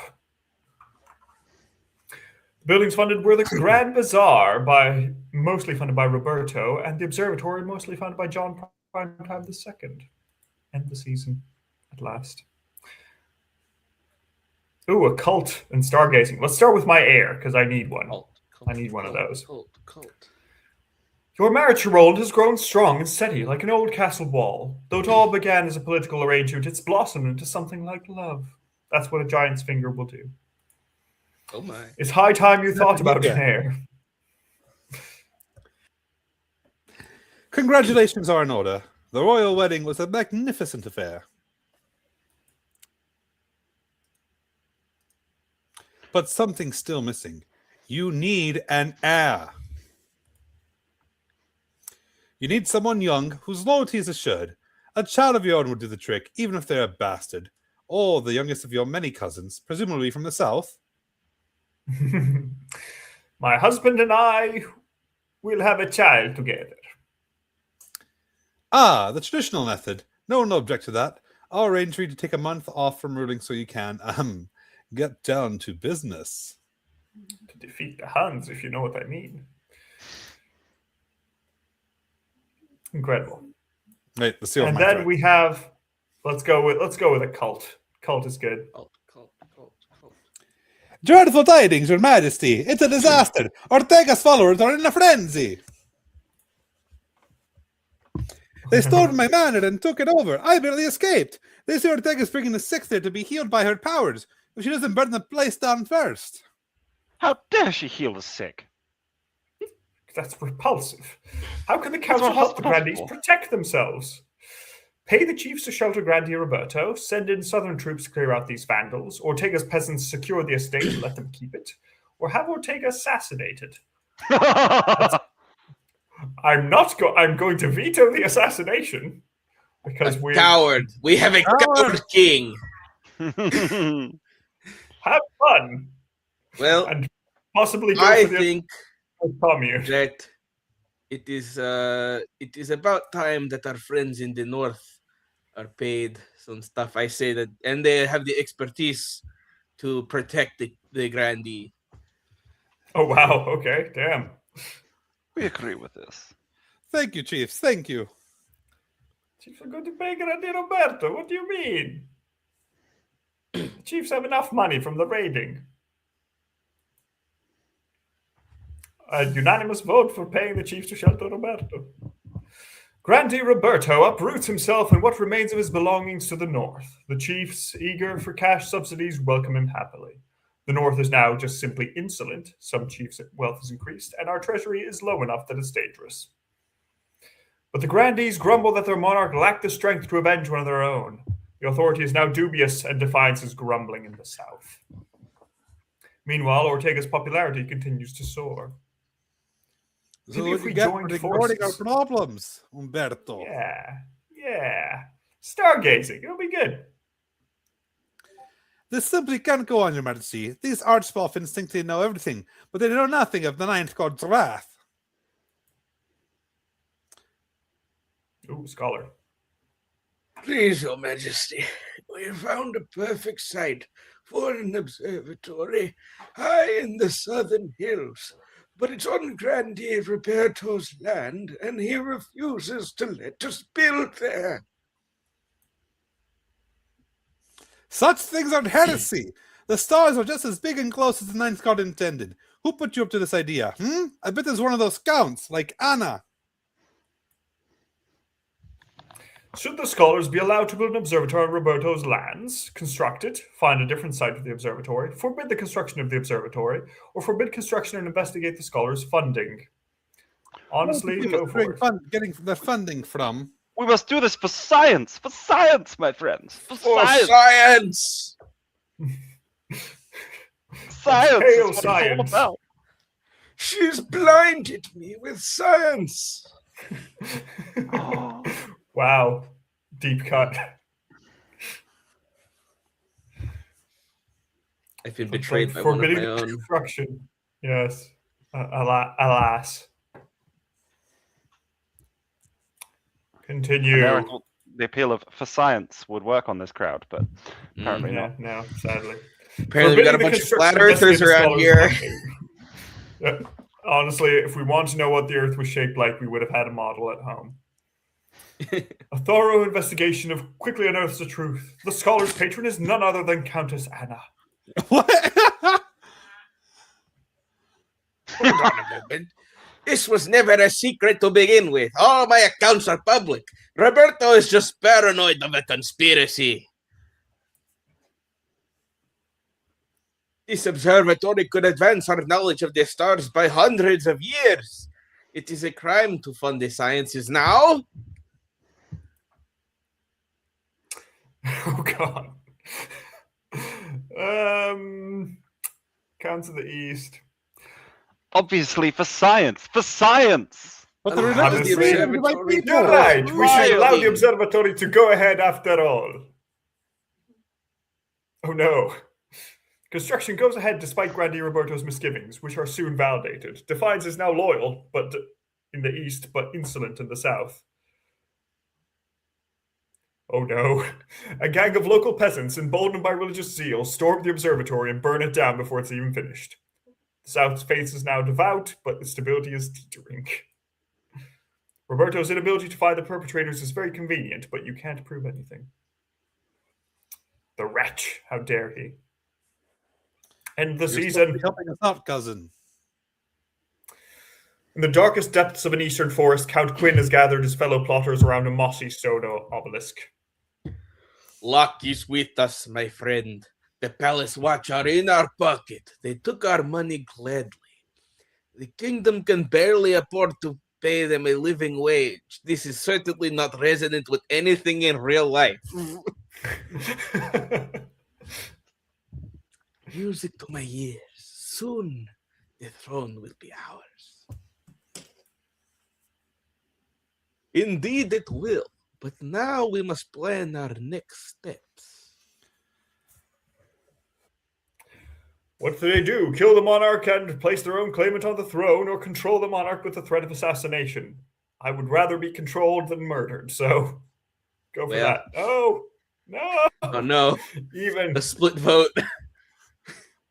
Split vote for murder versus non-murder. Yay! It wins. Control the monarch with the threat of assassination. Huzzah! over the next few months, we'll have our troops infiltrate the capital disguised as beggars. They'll swap places with the palace watch, one by one. Once the monarch realizes they are surrounded by our troops, it'll be too late. There'll be a helpless little fly caught in our web. Magnificent. But once we've turned the monarch into our puppet, won't the chiefs and grandees notice? That's why we need a strong army to make them think twice about challenging us. United with the monarch's forces, we'll be unstoppable. For the final stage of their scheme, the counts must raise their military to at least 5. Luckily, they're far away from that, so that's pretty good. Taxes, taxes, taxes. The grandees discover a cheap method of making dyes. Oh, incredible. Saving their wealth. I'm going to just, again, give a tax. Oh, God.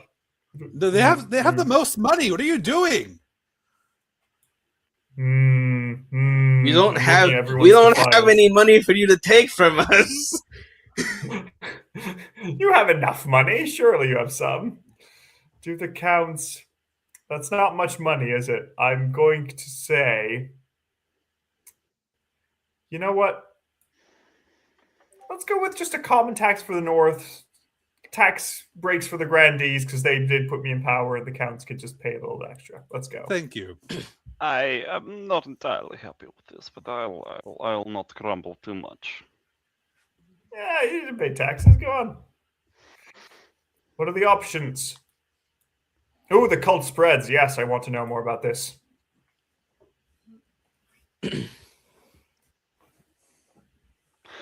There's a problem with the followers of that southerner Ortega. Her teachings have spread to the north. Worse, she's getting stronger. She's performing miracles, healing a woman's broken arm with a single touch, curing an old man's blindness. All cheap tricks, I'm sure. All over the north, the common folk are throwing away their goods and cursing the chiefs for their greed. I mean, they're clashing with God speakers and ninth priests alike, starting brawls in the streets. Oh, suddenly I'm behind the civic and lower faith. Every day we lose more workers to this cult. How could this cult be contained? Join the church to officially denounce Ortega. If Ortega is performing miracles, she must be recognized as an official member of the church, or have Ortega assassinated. It's definitely where we have to have Ortega assassinated. We've left it go for so long.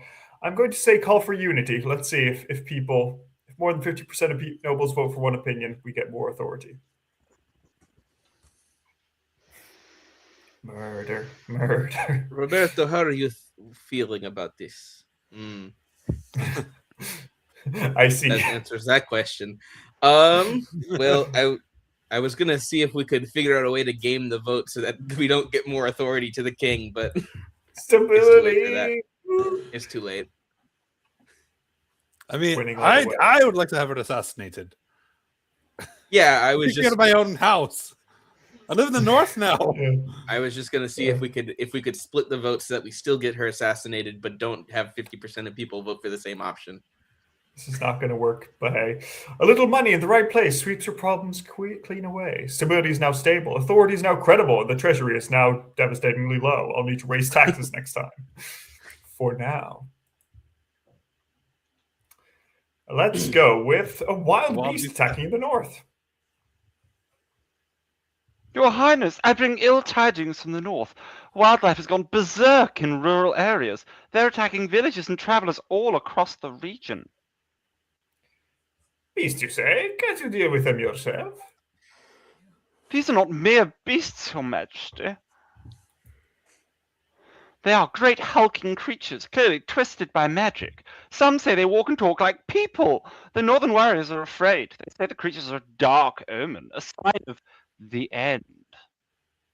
Are you sure they're not just the counts? They do look a little bit pale and creepy. Drakos bones. What got into these chiefs that they can't handle a few wild animals? The other regions have plenty of their own problems, Your Majesty. No one wants to march up to the frozen north for something like this. You're all as useful as nipples on a breastplate.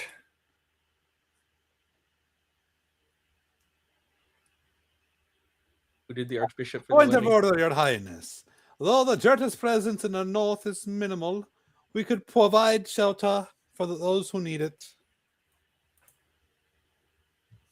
All will be welcome, whether they are adherents to the true God or not.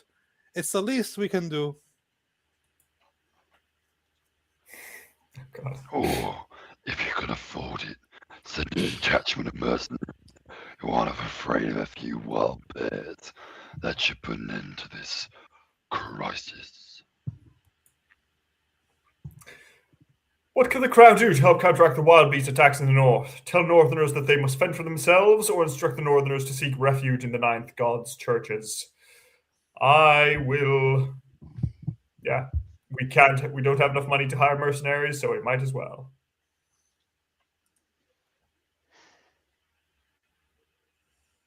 Let them join the church. Ooh. This is a Join states' the rights church. issue.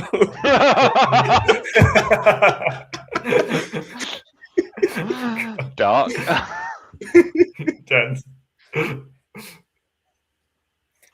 They should just go to the church. Incredible. Let's go for it.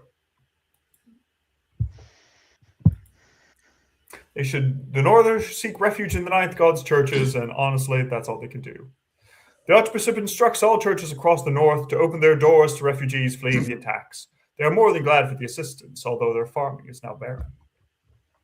Over time, the beasts withdraw. The Northerners are grateful for the church's help, and many finding new place in their hearts for the Ninth God and his Yes, disciples. join our With their church. faith Join our being church. dutiful. Everybody's faith is so high. Good Lord. Yeah, it's Declare really void to annoying. visit.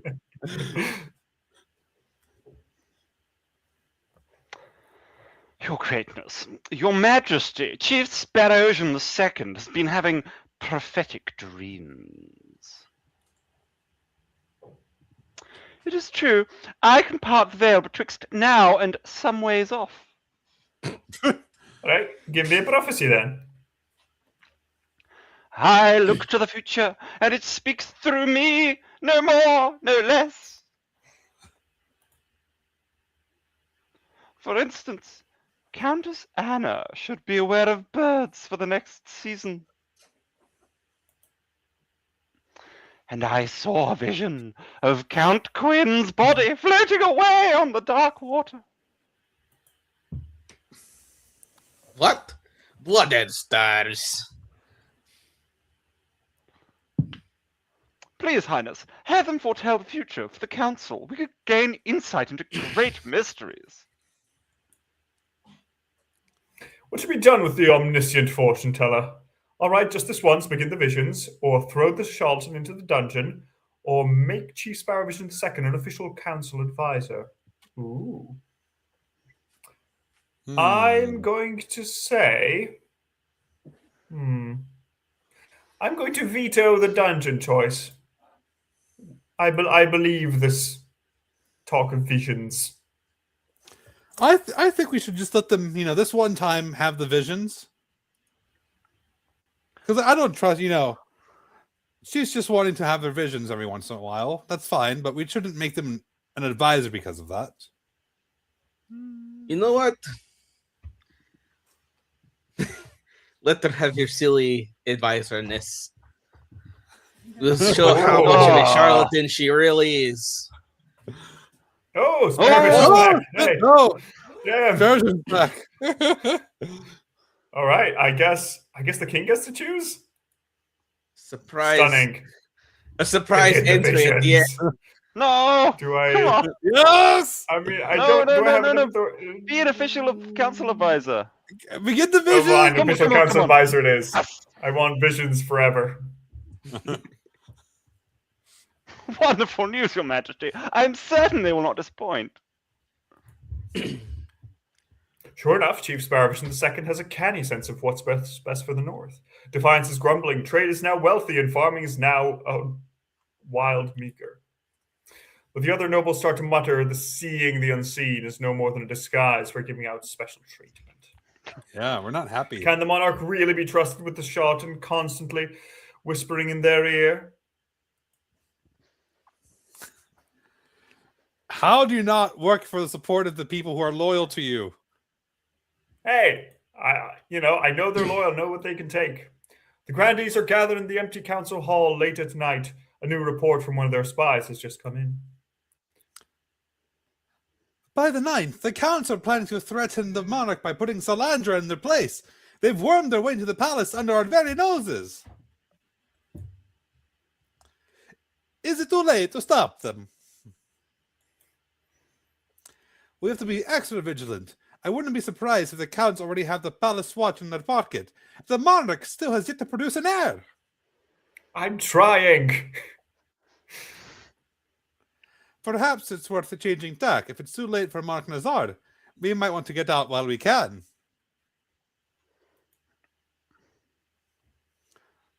Our only other option right now is to retake the throne by force, if we think Nazard is too weak to hold it. But it's an all-or-nothing play. If we rebel now, all our goodwill will be gone. Not to mention a few of our heads if we lose. We'll be back to square one.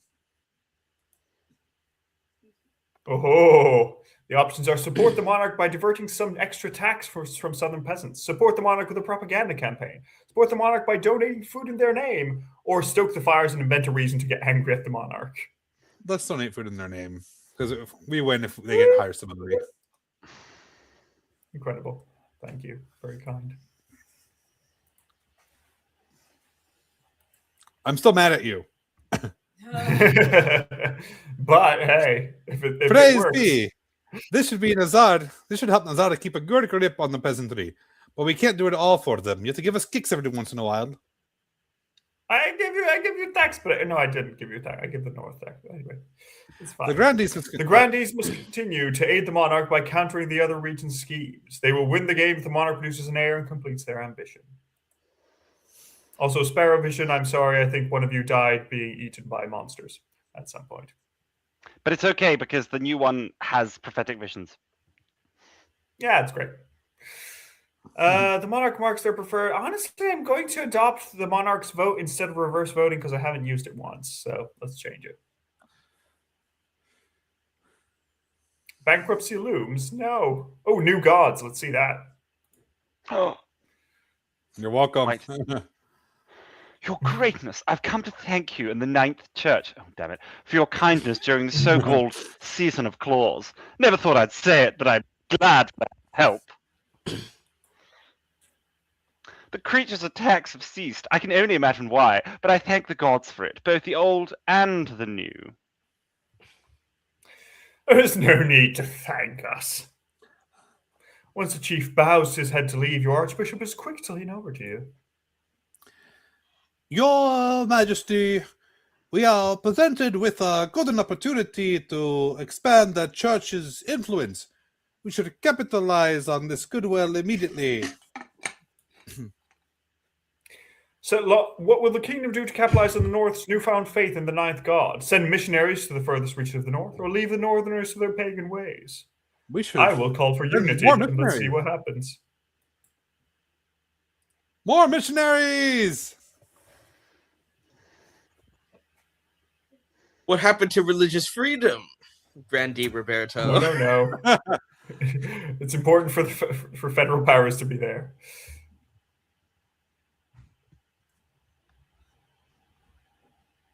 Well, it looks like sending missionaries is going to win, isn't it? Oh.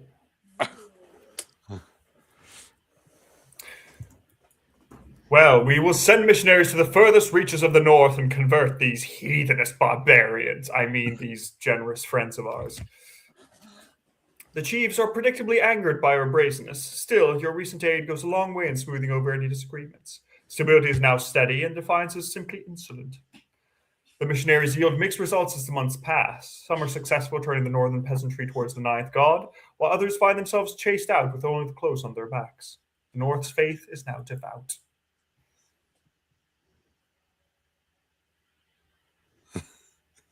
John looks so mad right now.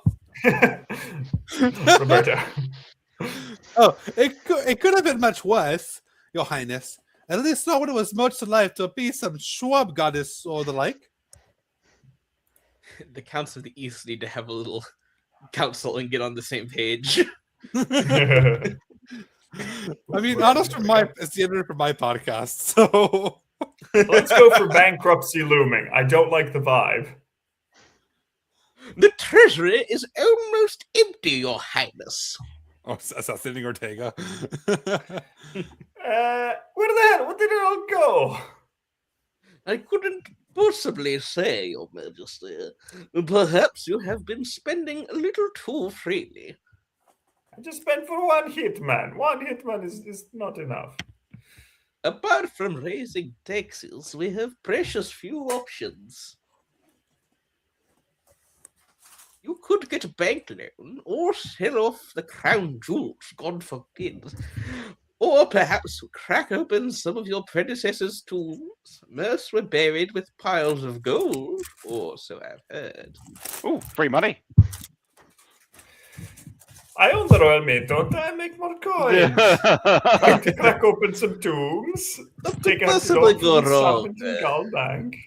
Let's Or sell off crack some of open the royal jewels. tombs. Honestly, what is the worst that could happen with inflation, eh? Let's make more coins. The Royal Mint begins churning out new coins, allowing you to pay off several old debts. I see no downsides whatsoever. I'm no economist, but I think this is going to work. My God. Furious followers, oh dear.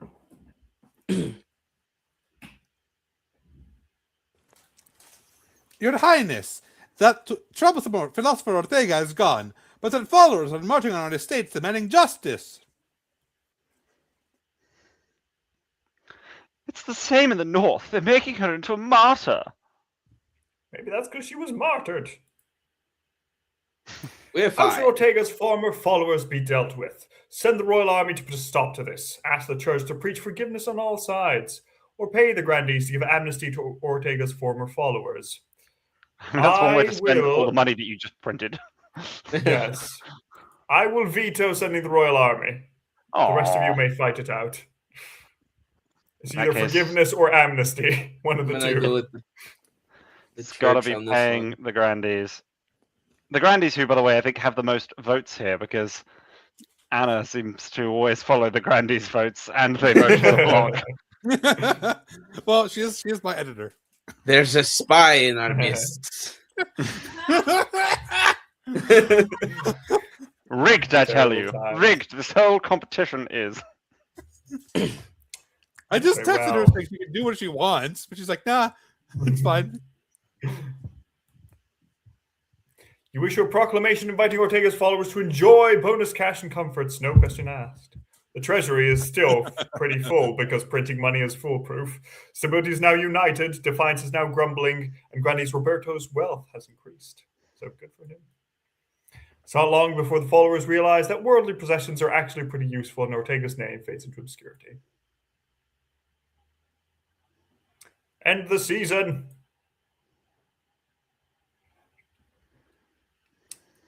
We'll see how it goes. Your heir! Yes, give me an heir! They really front loaded all of my regional events, huh? Your quest for an heir is finally complete. You stand before the council holding a small child in your arms. Should I die, I ask that my crown be passed down to... The council hall is filled with nervous silence. My son. The assembled nobles break out into polite applause. By designating an heir, you've cemented the stability of the kingdom. Your Highness, may I be the first to congratulate you on the birth of your son. What is his name? Well, Nazar the Second. Sorry, doesn't work. I wish you could have been like Darius. Most pleasing, Your Majesty. I'm sure little Nazar II will grow up to be a chip off the old block. Should be very helpful if we kill the old block. Sorry, did I say that out loud? Congratulations on finding an heir. Now you just need to fulfill your ambition to win the game. Expect a visit from the Spy Master soon. Northern Bishop. Let's go with bishops and their authority. The investiture crisis. Yeah, exactly. I love it. Your Highness, I come before you with a humble plea. We, the chiefs of the North, have had an awakening. Oh, for fuck's sake. Sorry. Should I not be speaking on this stream? The Night God has found his way to our lands. With your help, of course. I would like you to purge these heretics. Wipe them all out. No, please don't do this to me. Don't make me do this. I won't read another word. Well, I should call a vote then. We shall see what everyone likes. Very good, Your Majesty. I would be most happy to perform the rites on this new bishop should the council agree to it. Install Northern Bishop or reject the chief's request. I will call for unity. Oh, no, actually, probably best not to. I will just let everybody go for it. Have fun. How funny would it be to infuriate John? This is not fair. This is literally only, I think, the third thing we've seen so far that had the possibility of lowering faith. It's all a stitch up. This game was created by the church to promote their agenda. Yeah. Oh, even. Oh, Sarajan coming in clutch. Well, break the tie. I suppose I will install a Northern Bishop, of course, appointed by the monarchy. How dare you? The council has decided that the new bishop shall be ordained, a first for the chiefs of the North. Chief John Primetime II and his fellow devotees are overjoyed. The defiance in the North is grumbling, the faith is now fanatical, and the defiance in the East is grumbling and insolent in the South. The other regions, however, are more reluctant to accept the new bishop. All kinds of excuses are given, but in the end, it doesn't matter much. The bishop is ordained at St. Bertrand's within the month. Why are we mad? Yeah, just annoyed at the losing power, I guess. A mysterious wanderer. Your Majesty, last week a mysterious wanderer visited the Grand Bazaar we built in the south.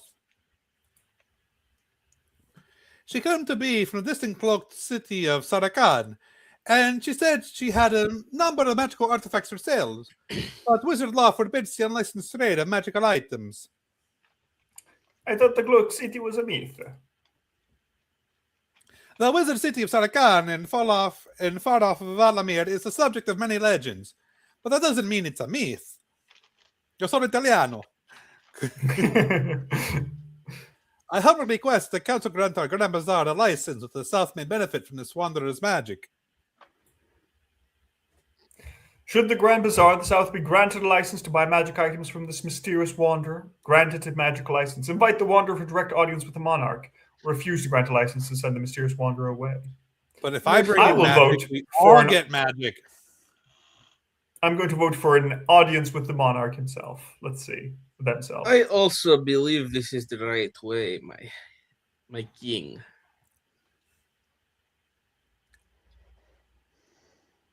Chats. Maybe I'll get a cool magical sword, you know?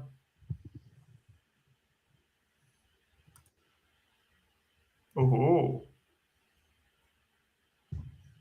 Give it honor.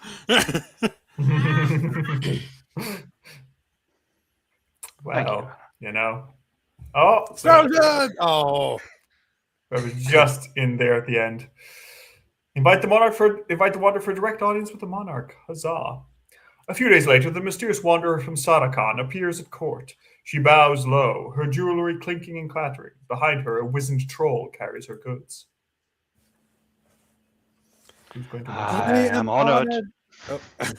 I mean, I can do it. Go ahead. Okay. I am honored to be granted an audience with your majesty. I bring items of wonder from the cloaked city of Sarakan, available at the most reasonable price. Show me these wondrous creations. Belforth! She claps her hands sharply, and the troll, presumably named Belforth, begins sorting through the sack of goods and showing off what's inside. First of all, I offer you a mechanical bird of my own design. It can speak, though only in rhyme, and is capable of soaring through the skies like its flesh and blood counterpart. Belforth holds up a golden bird with clockwork wings and a metal beak. I can talk, I can fly, it squawks. I'm an excellent buy.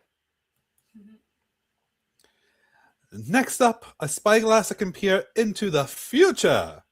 Be careful when you use it, Your Majesty. You may not like what you see. Belforth holds up the spyglass. It looks battered, unremarkable, and very small in its giant hand. And finally, an orb recovered from the tomb of an ancient Alteshi ruler, Malik. It sends all those who look upon it into a drowsy, peaceful daze. Don't look too deep.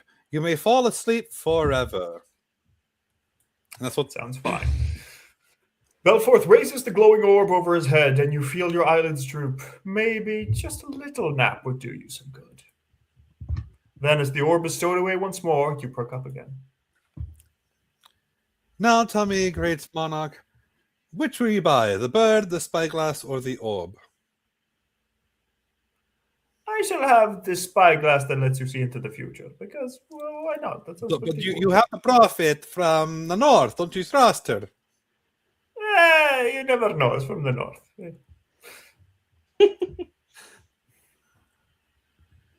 A most excellent purchase, Your Majesty. Now I must be going. The mysterious wanderer gestures sharply to her troll and leaves the same way she came in. That night you peer into the spyglass, eager to receive a vision of the future, and what you see is... You see yourself, much older, but with a crown still upon your head and your adult heir at your side. A crowd is cheering until their throats give out, as you give a speech to celebrate a decade of peace and prosperity. Your confidence is boosted, and at the next council session you find yourself speaking more assertively and eloquently than ever before. Hell yeah. Let's go. I have a good feeling.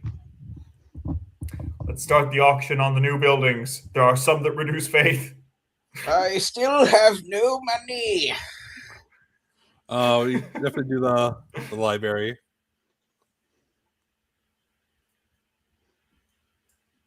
And library's winning. Oh no, the library is the library too much? Is that too much authority for me? John, I hate to say it. There's no way you're gonna get the faith down. So go for the stability.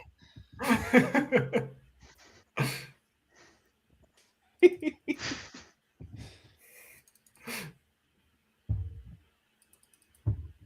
the observatory is really keeping money into the E&D.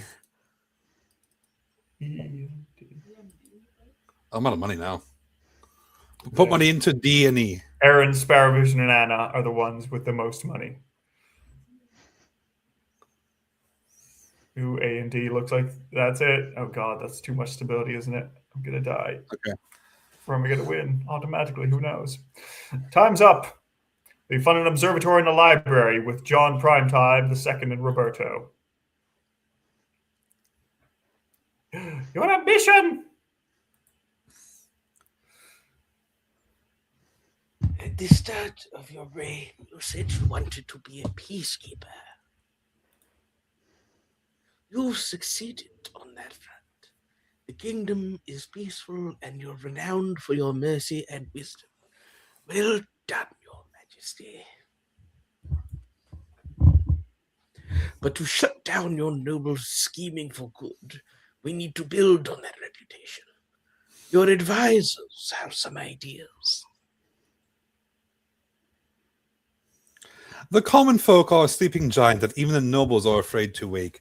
If you become beloved by the peasants, the nobles won't dare overthrow you for fear of revolution. My advice, on the other hand, would be to infiltrate each region with loyal spies, defeat their schemes with schemes of our own. But the Chancellor has other ideas. I think we should create a kingdom-wide spy network with all the trade in the kingdom. A wise decision, Your Majesty. I'll begin recruiting spies. We'll send them across the kingdom in the guise of traveling bards. Yeah, the farming's kind of low. But this will require a fine touch. Your priority is to raise the kingdom's stability and overall trade as much as you can. And of course, there can't be an open rebellion among the nobles. The North is pretty strong, though. Faith, military, and trade. Yeah. Oh, those are great, yeah. Home improvements, let's check. Your Highness, the Eastern farms are lamentably running into problems. I have decided to use my natural accent from the South. My barley's suffering and spoiling too many brews. We need funds for fertilizers. By the 9th, is that all? I hardly have the coin to pay my guards, and city watches across the south are losing numbers. If Ashwood attacks, we'll be defenseless. Complain all you want. We can't eat weaponry. How should the crown aid these nobles? Give funds to the east to help their farms, fund the southern military, provide funding for both regions, or leave them to their troubles? You know what, Gwyn? I think we should get funding from the king. I agree. Both of us, yes. I will say, I will veto. What am I vetoing? The really Honestly, expensive option? I don't know. Do I want to? I don't You mind. have I the enough money, I found out You I have can so print much- money, and it's fine. You have so I'm much going to call money. for unity. Let's see how that goes. Start vote. Provide funding for both regions. Oh, wow. Okay. Well, I get more stability, so hey, winning.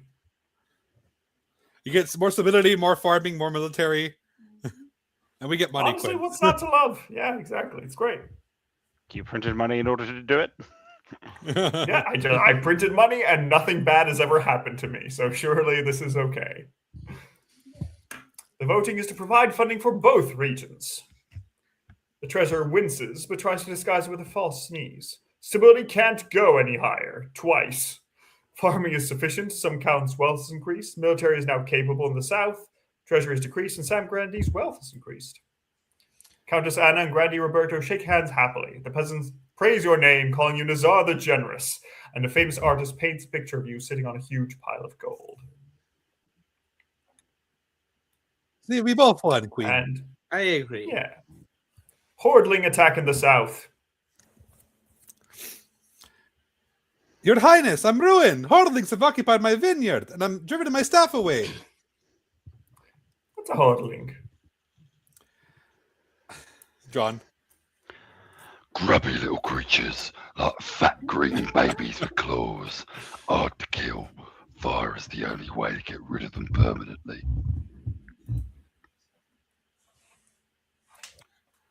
Whatever you do, we should do it soon. They're eating all of my grapes. I will assemble the council. 9th, bless you, Your Highness. What should be done about the hordeling infestation at Grandi Erin's vineyard? Burn the vineyard with the hordelings inside, stronger up the other Grandis into sending military help, hire an adventurer from the guild to investigate. I will say let's not burn the vineyard down. That would Thank you. harm the economy. That's what the marshal said you have to do to get rid of them. This just you just stick it in the later problems. Let's hire an adventurer. We could hire a legally distinct adventurer with two different types of swords, one of them silver.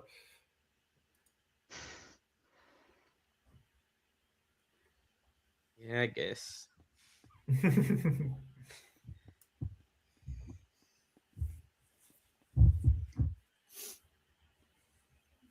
Breathtaking. Everyone Voted for it. Unanimous voting for hiring adventure. Hooray. You dip into the treasury and hire a stern-faced adventurer from the guild. Who's adventurer? John. Never fear, your majesty. I can drive them out without collateral damage. End of the season at last. Tax time. I mean, I have enough money, honestly. I have no I'll money. just leave it a normal tax. I'll leave it as a normal chill tax. Wait, Yeah, give me some money. I everybody's really happy. need money. No. You should have used it better last time. Everybody gets an average amount of tax. Ambition. Oh, hyperinflation. Hooray. I want it. Oh, let's look at the Ambition Spy Network and then we can go. All goes according to plan, Your Majesty. Let me show you. Your spy master takes you through a secret passage in your own private office. You emerge into a hidden chamber where a number of hooded figures are waiting. That's not the usual type of masked figures I have in my office, but fine. They can blend into a crowd as effortlessly as they can slip a knife between a traitor's ribs.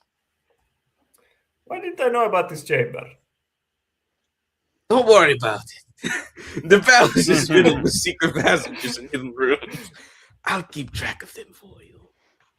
Thank you. Sorry, I let my southern accent slip out there a little bit. I mean, you can give it a southern accent. Soon, our spies will infiltrate the courts of all nobles on your council, disguised as traveling bards. One of the spies tosses aside her cloak, revealing a lute in a colorful costume of troubadour. With charm and flattery, they'll worm their way into your nobles' hearts and minds. Then we will have a spy network, the likes of which the world has never seen. I hope to make even the Gaunt of Davalin look like rank amateurs. They will learn to fear me. Indeed, Your Majesty. A week passes before you hear more news. Your spy master arrives in your office with a tiny scroll, small as a cherry stem, clutched between two fingertips.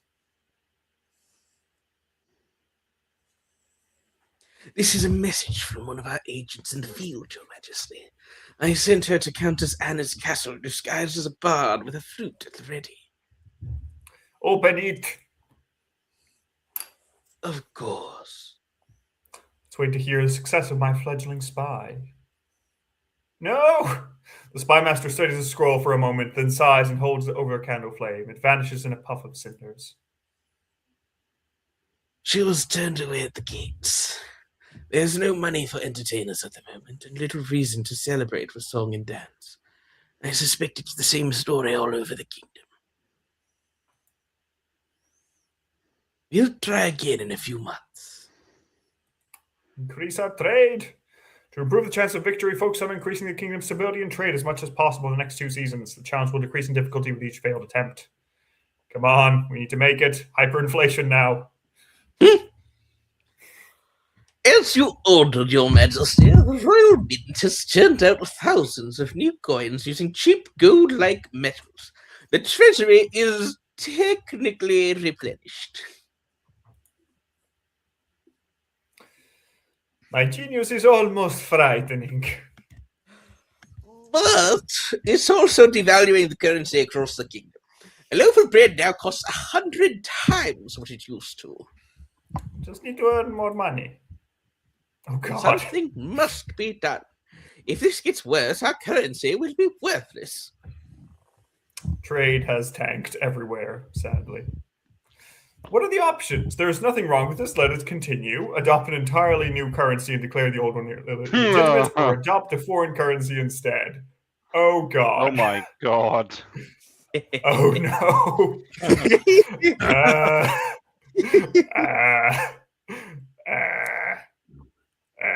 You know what? I'll let you vote for this one. I'm going to get bankrupt and killed. My fellow nobles, I think there's nothing wrong with this. Just let it happen.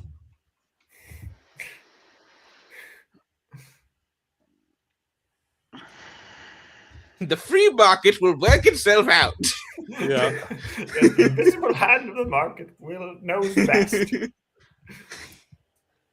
Surely nothing will go wrong.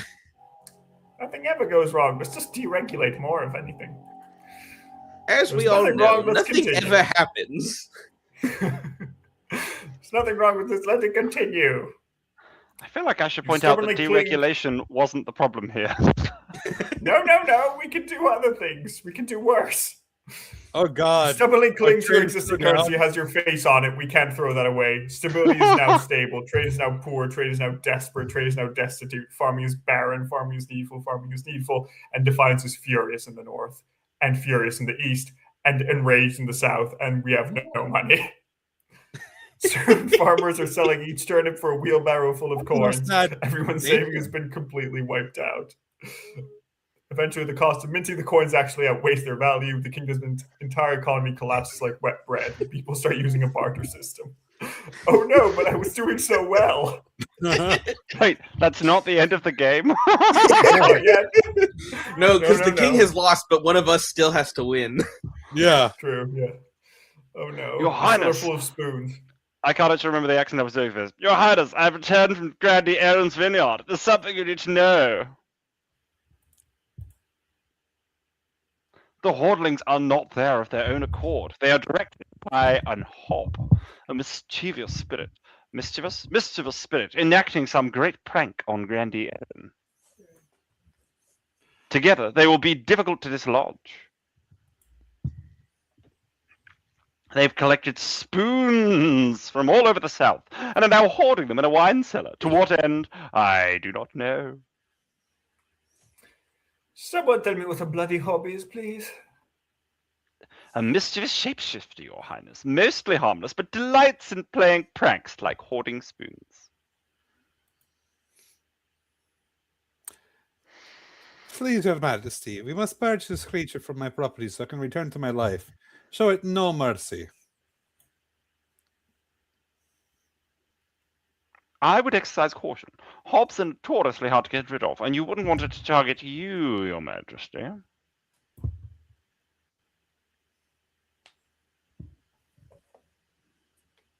Perhaps Grandy Aaron could make peace with it by making an offering of milk. It's said that such a thing can mollify a hob. Nay, Your Highness, I won't do it. I'm not about to appease a little monster. Why not? Grandy Aaron tugs at her collar briefly.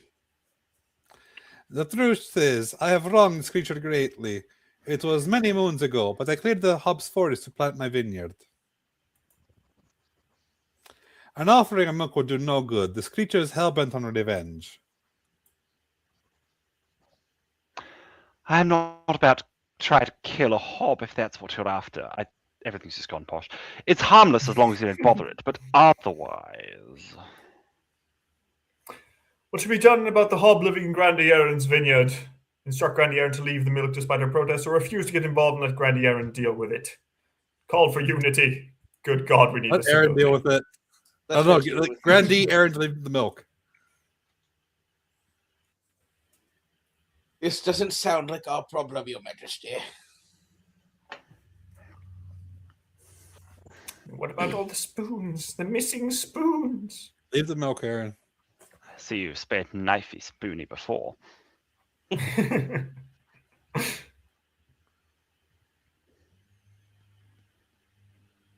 Incredible. Leave the milk.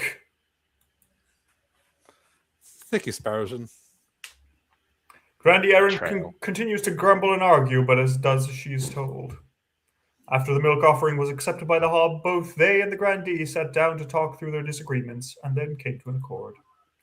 The two of them now work together to create the wine, which is vastly becoming one of the most popular vintages across the south. A truly remarkable turn of events. The kingdom is steady again, bankrupt but steady, and Grandy Aaron is so much richer. Hell yeah. End the season. We're helping you out. Monarch's golden choice. Let's do instead of Monarch's vote. I need money. Oh, rebellion report. Bad times. Defiance is too high. One or more regions is considering rebellions. Rebellion will stop a region from advancing their scheme. They can't be taxed by the normal votes. everybody. Oh, the grandees are on the verge of rebellion. Just because I didn't do everything you told me to. Ah, my own man.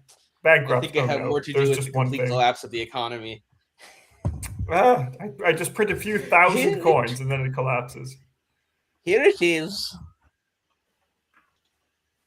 He holds up a single gleaming coin. What's that?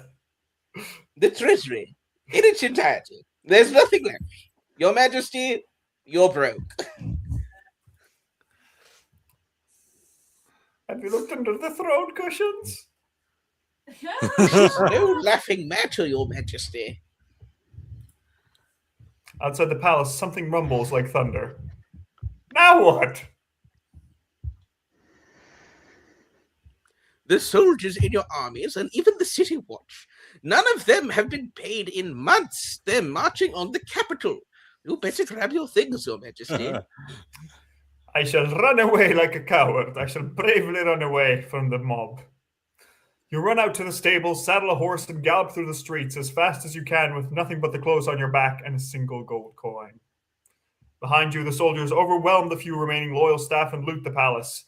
You urge your horse onward, leaping over fountains and crashing through market stalls. This is only a temporary setback. I shall return. You'll see out the rest of your reign in exile, slowly gathering support to reclaim your throne. It'll be hard work, yes, but you're sure you can do it.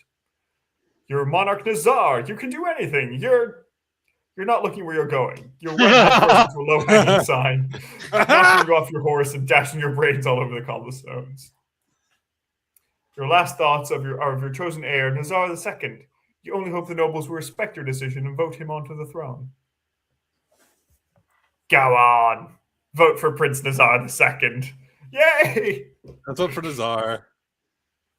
Vote for Nazar. I did such a good job until everything went to hell. A traitor. Yes. Ooh, Solandra might still win. The great alliance between the North and the East. Unlikely friends, but friends nonetheless. Oh, for God's sake. 1, 2, 3. Prince Nazar II! Ultimate victory in the end, basically. Huzzah! The chiefs abandoned their hopes for Odhel's horn, which passed into legends once more. They abandoned it quite early. A treasure fit for only for seducing adventurers into the frozen wastes, where ice giants or hypothermia await them. The grandees celebrated the ascension of Nazar II with vigor and enthusiasm. Their dominion over the kingdom was secure for another generation. But as the young king grew older, it became clear that he would not be so easily swayed. The count's attempts to worm their way into the palace was uncovered, and a number of arrests were made. Count Quinn ended his life chained upside down to a dungeon wall. Well, After Monarch Nazar's unexpected death, yeah, exactly. We all have fun, you know. We're all adults. After Monarch Nazar's unexpected death, the nobles agreed to pass the crown to their chosen heir, young Nazar II. Whether this was out of loyalty, pity, or bitter compromise, who can say? Huzzah! I lasted 50 years and almost made it until hyperinflation killed me. Wow, cruel. I mean, yeah. It's the economy, stupid. Yeah, I thought it worked. I thought it was fine. Hey, but you won. Yes. I was did sabotaged from within. Yes. I don't think anybody won. I think everything. Actually, we all lost. I'm fine with that. I mean, that's all we can really hope for.